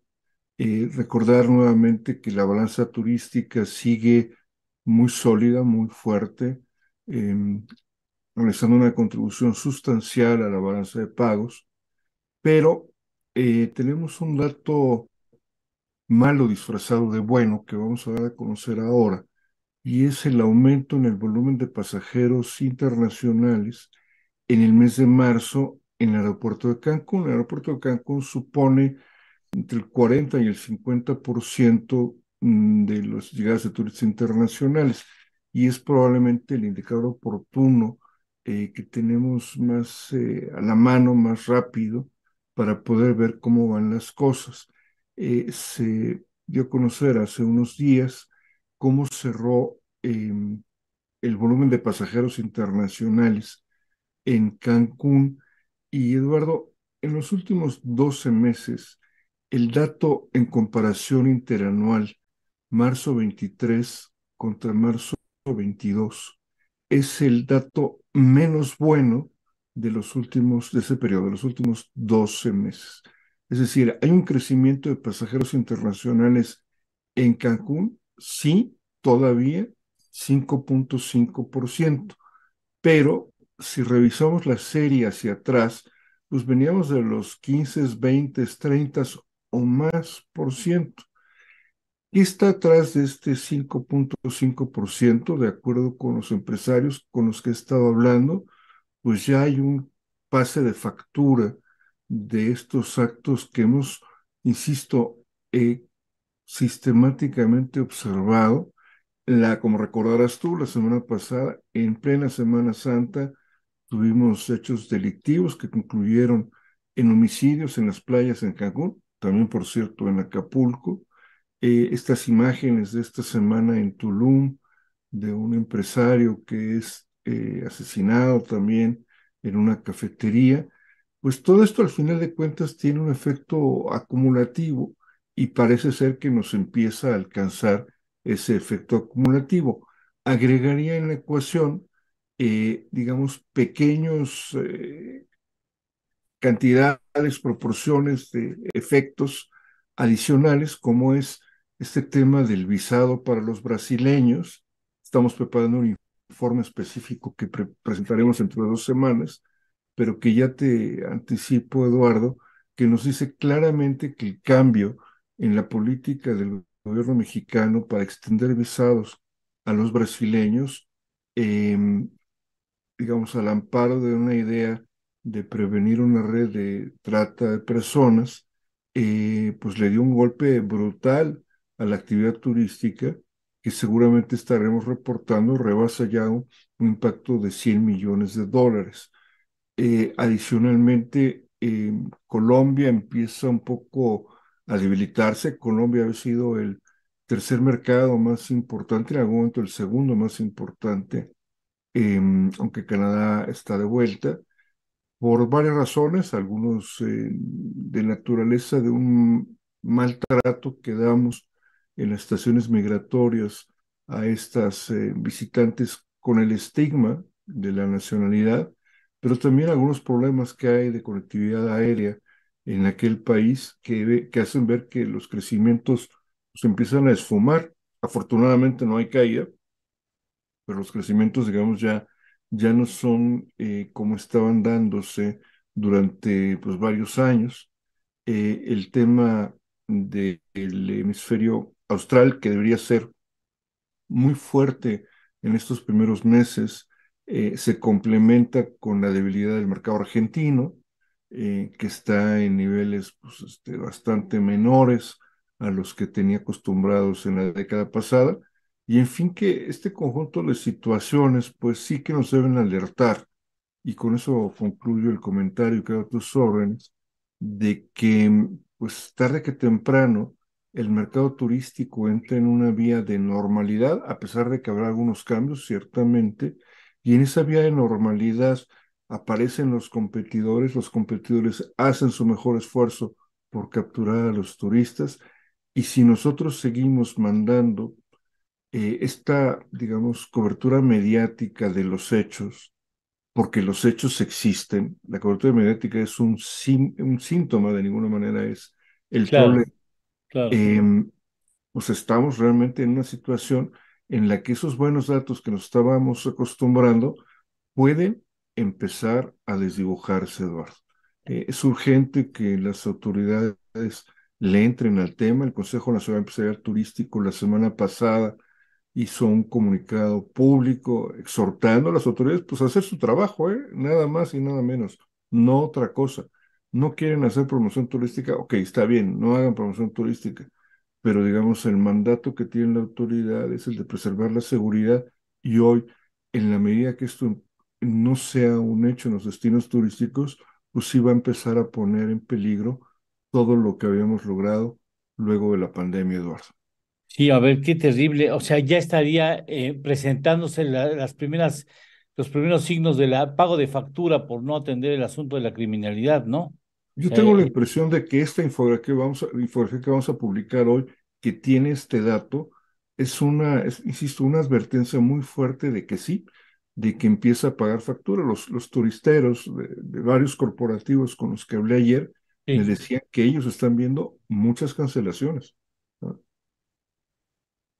Híjole, mira, si tenemos que pagar esa factura para darnos cuenta que no hemos hecho las cosas que debieran hacerse para tener ese problema, pues ni modo. O sea, el problema es que después regresar a esos turistas vas a cambiar ahora la imagen de que México, de que tú arriesgas la vida por andar en suelo mexicano.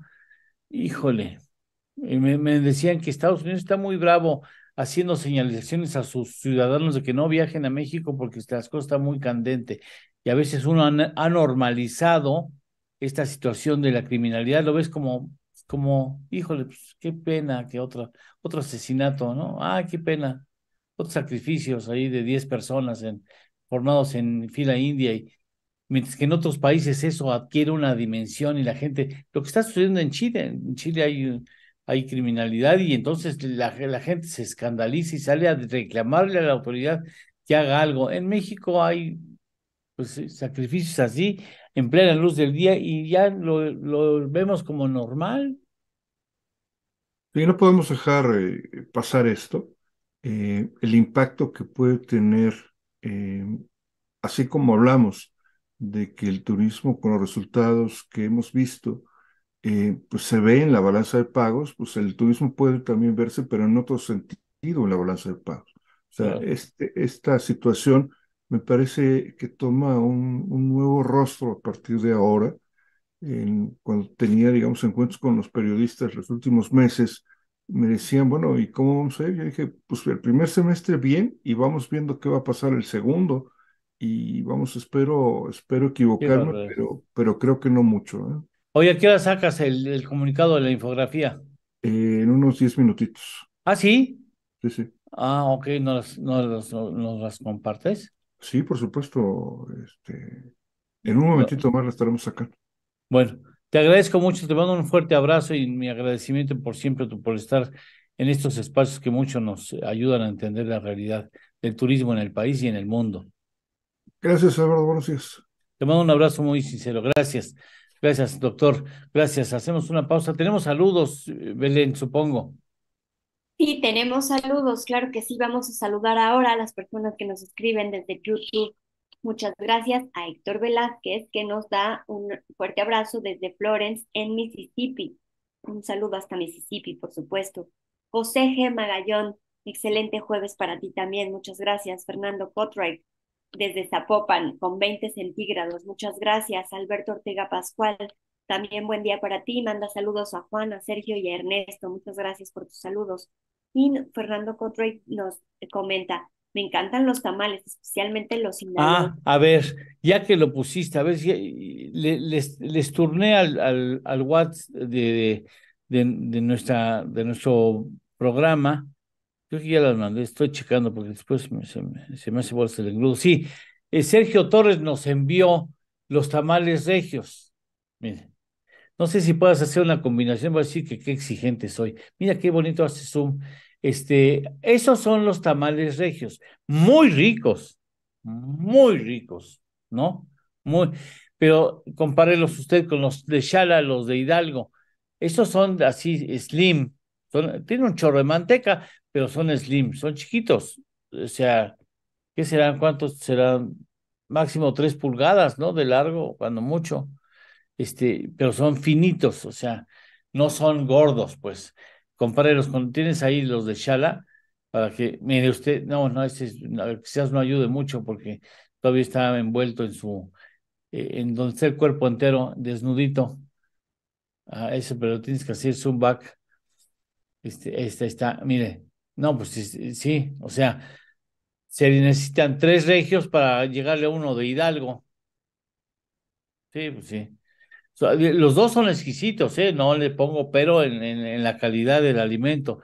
Pero sí, la presentación es así, como que los de Regio se hacen güeyes, pues dicen, no, animal, lo es chiquito, y entonces no me da cargo de conciencia que me atore 5, y porque los otros sí son más generosos.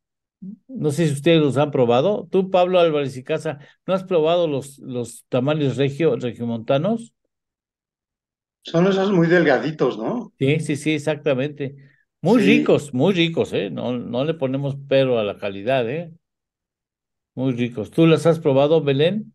No, la verdad no. No, no sabes de lo que te has perdido. ¿Tú, Juan? no, tampoco, No, ¿eh? bueno, No, pero no tú he eres tenido la muy oportunidad. consentido en tu casa, tu esposa te quiere demasiado, y si tú le dices, hijo, qué ganas de probarlo, mañana tienes el tamal regiomontano hecho en casa. Sí, No por lo dudo, supuesto. ¿eh? Entonces, ¿qué habrás hecho bien en otra vida para que te traten bien en esta, eh? No, yo escogí bien. Ay, ¿tú crees que tú escogiste? No, hombre, no te equivoques. Quien escogió fue ella. No, hombre, ¿tú qué es que tú? No, hombre, quien te ligó fue Bueno, ella. entonces ella escogió bien. Mm, No sé, no Bueno, sé, no sé si he escogido bien. déjanos el beneficio de la duda. Te voy a dar el beneficio de la duda, ¿verdad, Pablo? Que ahí escogen las damas, ¿no? Sí, pero el resultado es lo que importa, ¿no? ¿Ya ves? A ver, Belén, para tomar en cuenta el sentimiento de las mujeres, ¿tú quién escoge? ¿Quién decide? Pues, pues sí, las mujeres, yo creo que sí, las mujeres elegimos, Entonces, ¿no? ¿para qué nos hacemos tontos, no? Pues sí. O sea, ¿No? lo otro nada más es como, pues, hacer creer, ¿no? Como, Así es, así es. Sí, así es. Claro, por supuesto. Bueno, ya vimos cómo está el asunto de los tamales. ¿De qué nos vas a hablar después de una pausa, estimado Pablo? Pues un poco de la inflación, de los temores del Fondo Monetario. Yo creo que por ahí nos vamos a ir porque finalmente ha habido como mucha controversia, ¿no? Y sobre todo ayer las minutas del Fondo Monetario, perdón, De la de la SED, de FED la FED. también le meten gasolina al asunto, ¿no? Bueno, órale, después de una pausa regresamos. Gracias. Esto es En torno al dinero. Con Eduardo Torreblanca y Lidia Barrón Cortés. Hacemos una pequeña pausa y continuamos. Continuamos con la columna de Raimundo Riva Palacio que titula hoy Ciudad Juárez, otro engaño, otra burla. Y continúa. Si renuncia Francisco Garduño, lo acusarán de cualquier forma de omisión por el delito de ejercicio indebido de funciones, como a Robles, y podría ganar el sobreseimiento o cancelación de la causa penal, que equivale a una sentencia absolutoria, también como ella por violaciones al debido proceso, con el escudo protector del presidente, que ayer mismo volvió a dar la cara por Garduño, de quien dijo, es bueno en su trabajo, en general siempre ha tenido un buen desempeño. Tanto cree eso de su amigo de muchos años, que ha salido impune de todos los escándalos provocados de violencia, corrupción y maltrato a inmigrantes, pese a cargar con más de 40 muertos y decenas de inmigrantes heridos en los centros de detención bajo su responsabilidad. Dice Riva Palacio, el comunicado de la Fiscalía General, donde informa el inicio de la investigación en su contra, es una burla del gobierno a los mexicanos, al mostrar cómo a lo largo del sexenio se ha utilizado un doble rasero en la ley y se han violentado los procesos. En la investigación de antecedentes, apuntó, se encontró que el 31 de marzo de 2020 se dio en otro centro migratorio del Instituto Nacional de Migración en Tenosique, Tabasco, un caso semejante donde murió una persona y 14 resultaron lesionadas, que generó una recomendación de la Comisión Nacional de Derechos Humanos que indica un patrón de conducta en el que se han omitido por parte de los responsables las medidas de seguridad que eran indispensables y obligatorias para estos casos. Y hasta aquí parte de lo que escribe hoy Raimundo Riva Palacio en El Financiero. Gracias. Gracias. Ya estamos de regreso. Esto es En torno al dinero. Con Eduardo Torreblanca Llanes.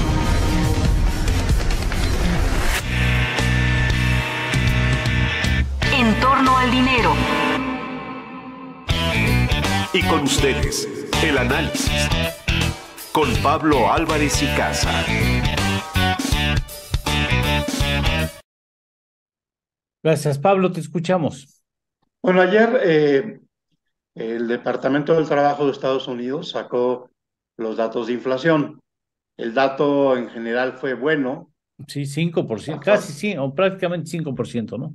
5%, pero el punto, digamos, que no gusta es que la inflación básica, el core, que quita alimentos y energéticos, subió a 5.6, de 5.5 a 5.6, y ya se coloca por arriba de la inflación general, algo que también pasa en México. En México, desde hace 4 meses, la subyacente es mayor que la inflación general. Se parecen un poco la subyacente y la básica en Estados Unidos. En el caso de México, quitan los componentes agropecuarios, energéticos y precios administrados por el gobierno. Pero una parte de precios de alimentos sí se queda en la subyacente. Eso es lo que lo hace un poco diferente, Eduardo. Pero más o menos la idea es similar, es lo que quiero comentar. No quitan los componentes volátiles, vamos, que no tienen un comportamiento propio de mercado. Finalmente esa es la idea. Pero más allá de esta, digamos, consideración metodológica, lo preocupante es que la inflación que se mueve por razones de mercado sigue estando muy alta. Y esto llevó a los analistas en Estados Unidos a pensar dos cosas. Primero, que no van a bajar las tasas de interés, se las van a mantener elevadas. Y lo segundo, ayer salieron también las minutas de la Reserva Federal. Y aunque algunos integrantes de la Reserva Federal reconocen que mantener una política restrictiva más tiempo puede generar recesión, no van a dejar de hacerlo porque ceder ante las presiones inflacionarias implicaría perder credibilidad con el mercado. Lo curioso del asunto es que el mercado sí sigue apostando a que la Reserva Federal va a bajar sus tasas de interés a finales de año, y de nueva cuenta tenemos un poco como esta disyuntiva. Los economistas utilizan un término que se llama trade-off, ¿no? Que en realidad es una decisión disyuntiva, porque al mismo tiempo el Fondo Monetario Internacional reconoce que hay un tema importante de contagio en el sistema bancario. O sea, el problema que tuvimos el mes pasado pudiera volverse a presentar, y ante esa eventualidad la política monetaria tendría que modificarse para atender el problema de una posible crisis en el sistema bancario. Entonces el escenario es muy incierto, como podrás entender, pero aquí el punto es que, digamos, la posición más dura, o los halcones, como se les llama, están muy determinados a seguir manteniendo e incluso subir las tasas de interés para reducir drásticamente la inflación.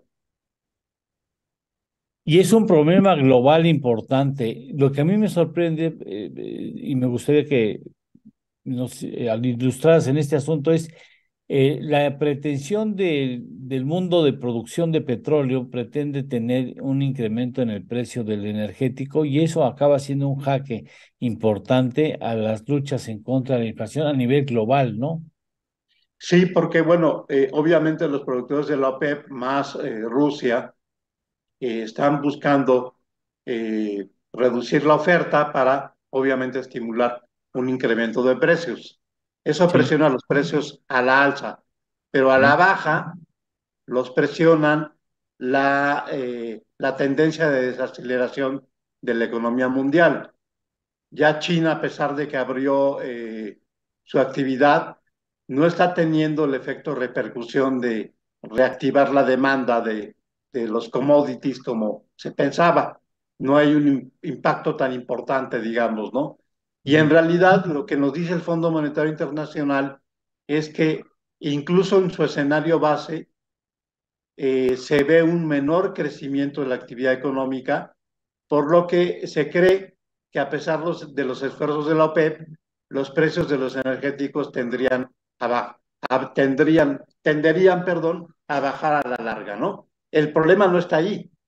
El problema está en que a pesar de que los precios de los alimentos a nivel mundial han bajado, Sí. en las economías de los países como Estados Unidos, Europa y México, hay como un desfase entre el comportamiento mundial de los precios de los commodities como alimentos y el comportamiento de los precios al interior de las economías, ¿no?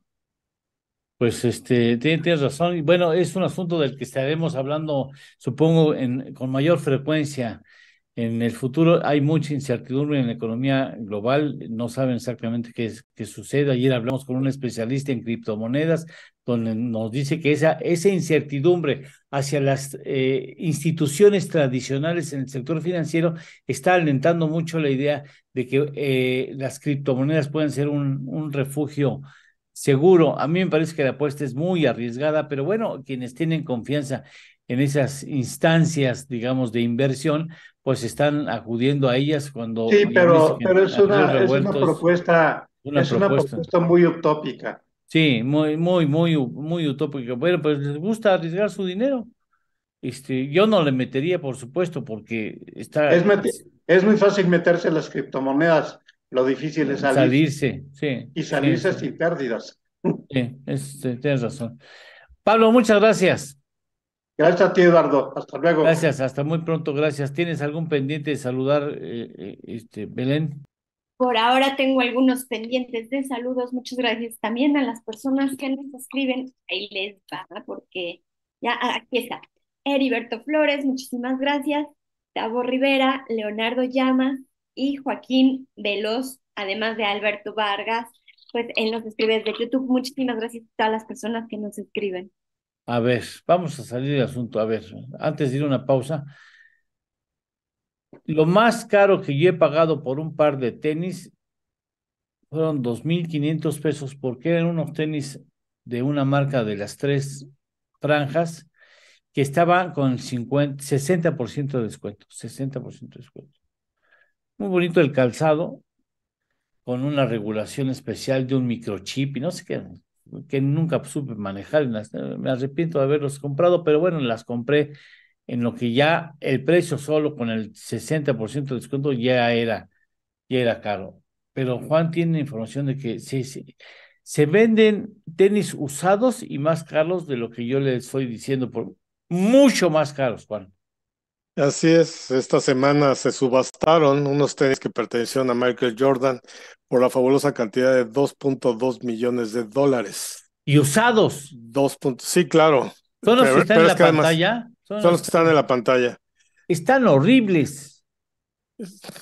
Sí, estos zapatos los llevó en 1998 Michael Jordan para una final de la NBA. Están autografiados con tinta plateada, no se alcanza a ver ahí en la punta, están autografiados y fueron subastados por internet, por la famosa compañía, ya sabes, de subastas, Sotheby's. Sotheby's. Ajá. Fue esta semana y esto estaba en una subasta que se llamó Victorian, que también puso a la venta algunos otros recuerdos de atletas como Rafael Nadal y Kobe Bryant.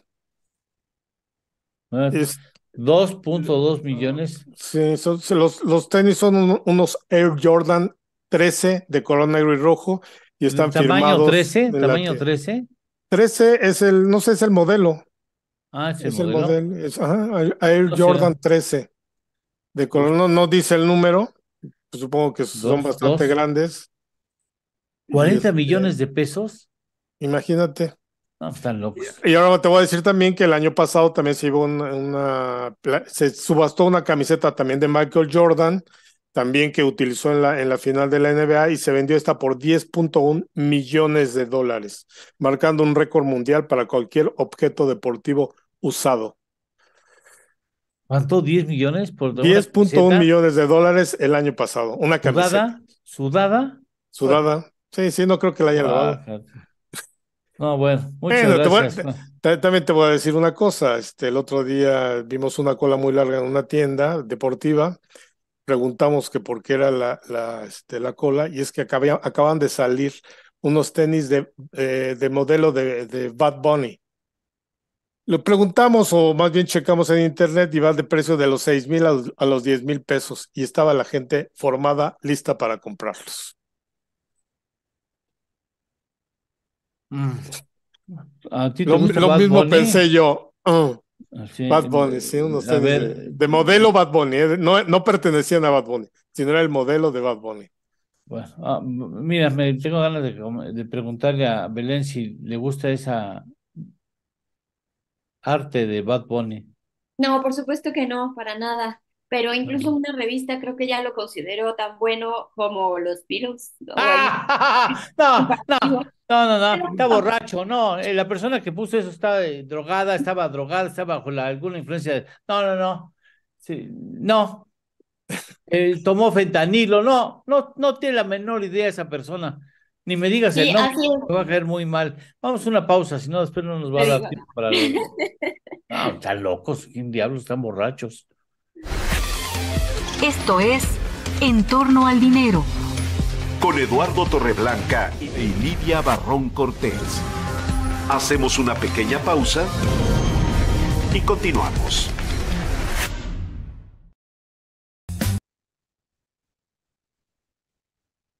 Salvador Camarena, que escribe en El Financiero, nos escribe, es la muerte del campo, dice. El 10 de abril, aniversario del asesinato de Emiliano Zapata, Juan Leiva Mendívil, líder de productores de trigo en el sur de Sonora, lanzó una advertencia que ha tenido eco en varios estados y que alerta sobre una crisis en el campo mexicano. Abre comillas. Con el precio que hoy tenemos, más el dólar, es la muerte del campo. No solo fue la de Zapata, si el gobierno no sale en auxilio de los productores, dijo Leiva Mendívil en una reunión con autoridades. El sonorense agregó que la situación es tal que al sordo hay que salir a gritarle. Comentó que hasta hoy han sido respetuosos, pero que el respeto se pierde cuando no hay solución en el problema. Leiva Mendívil alzó la voz sobre una situación que dice no se ha visto en 30 o 40 años, a nombre de los productores de los del Valle de Mayo, del Yaqui e incluso del Guaymas, en Sonora, pues, y sí, las autoridades federales no les ofrecen una solución. Esta semana, el viernes, se movilizarán ahí, en una de las cunas de la Revolución Mexicana. Omar Guillén, secretario de organización a nivel nacional de la Alianza Campesina Noroeste, la misma que preside Leiva Mendívil, me explicaron la situación. Con 230,000 hectáreas, son con un estado líder en la producción de trigo. Los precios internacionales se cayeron y de 8,000 pesos por tonelada hace un año, hoy ronda los 5,500. Por esa baja en los precios, calcula Guillén, 10,000 familias que dependen de manera directa del cultivo de trigo van a caer en cartera vencida porque no alcanzan a pagar sus gastos y con la cosecha. Hasta aquí parte de lo que escribe Salvador Camarena en El Financiero.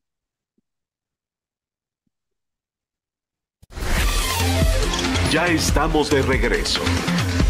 Esto es En torno al dinero. Con Eduardo Torreblanca Llanes.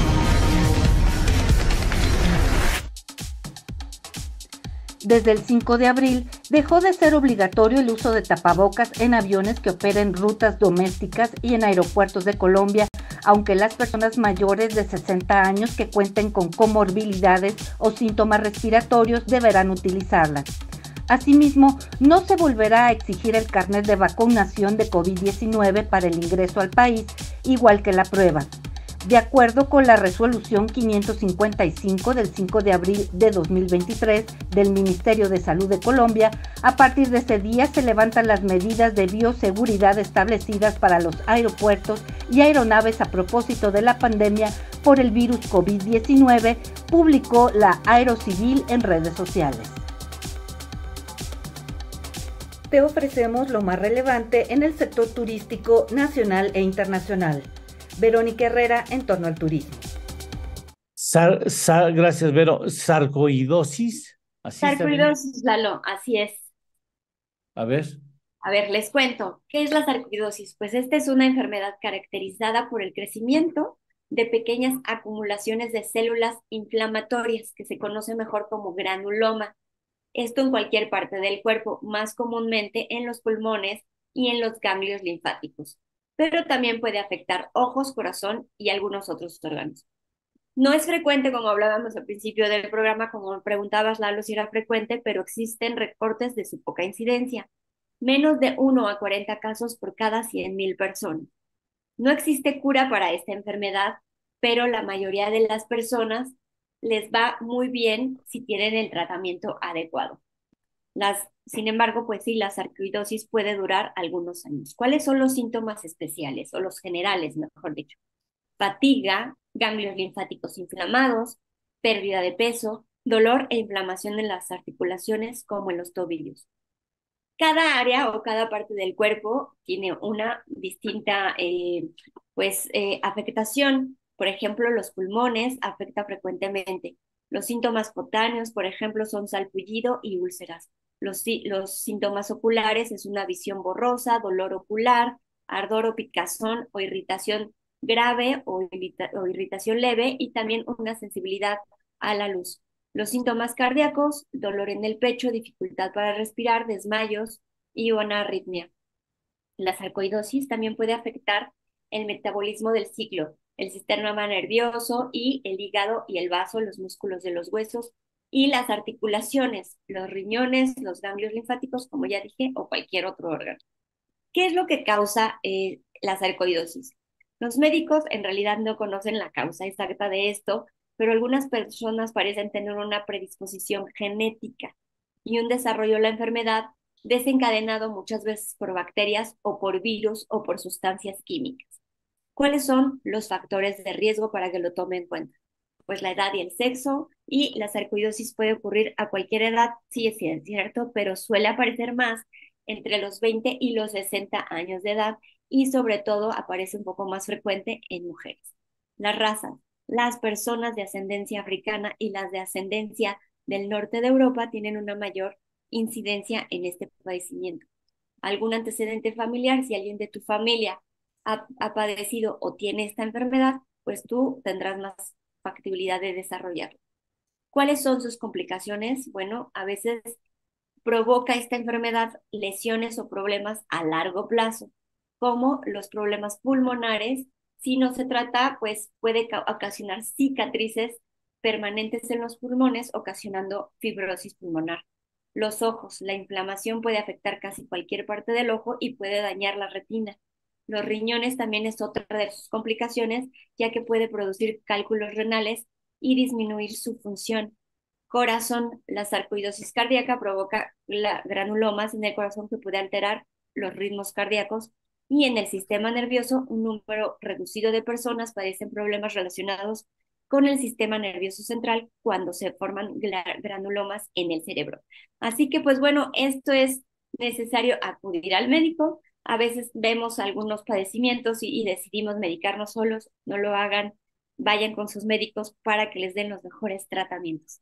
Ahí está, Lalo, de esto trata. Bueno, hoy salimos de ese pendiente por lo pronto. Muchas gracias por ayudarnos a entender algo que regularmente no es común escuchar ese padecimiento. Bueno, pues muchas gracias, Belén. Ya aprovechamos para despedirnos. Aprovechamos para despedirnos, agradecemos su presencia aquí. En nombre de mis compañeros de En Torno al Dinero, que tenga un excelente día. Nos vemos mañana en punto de las 6. Adiós.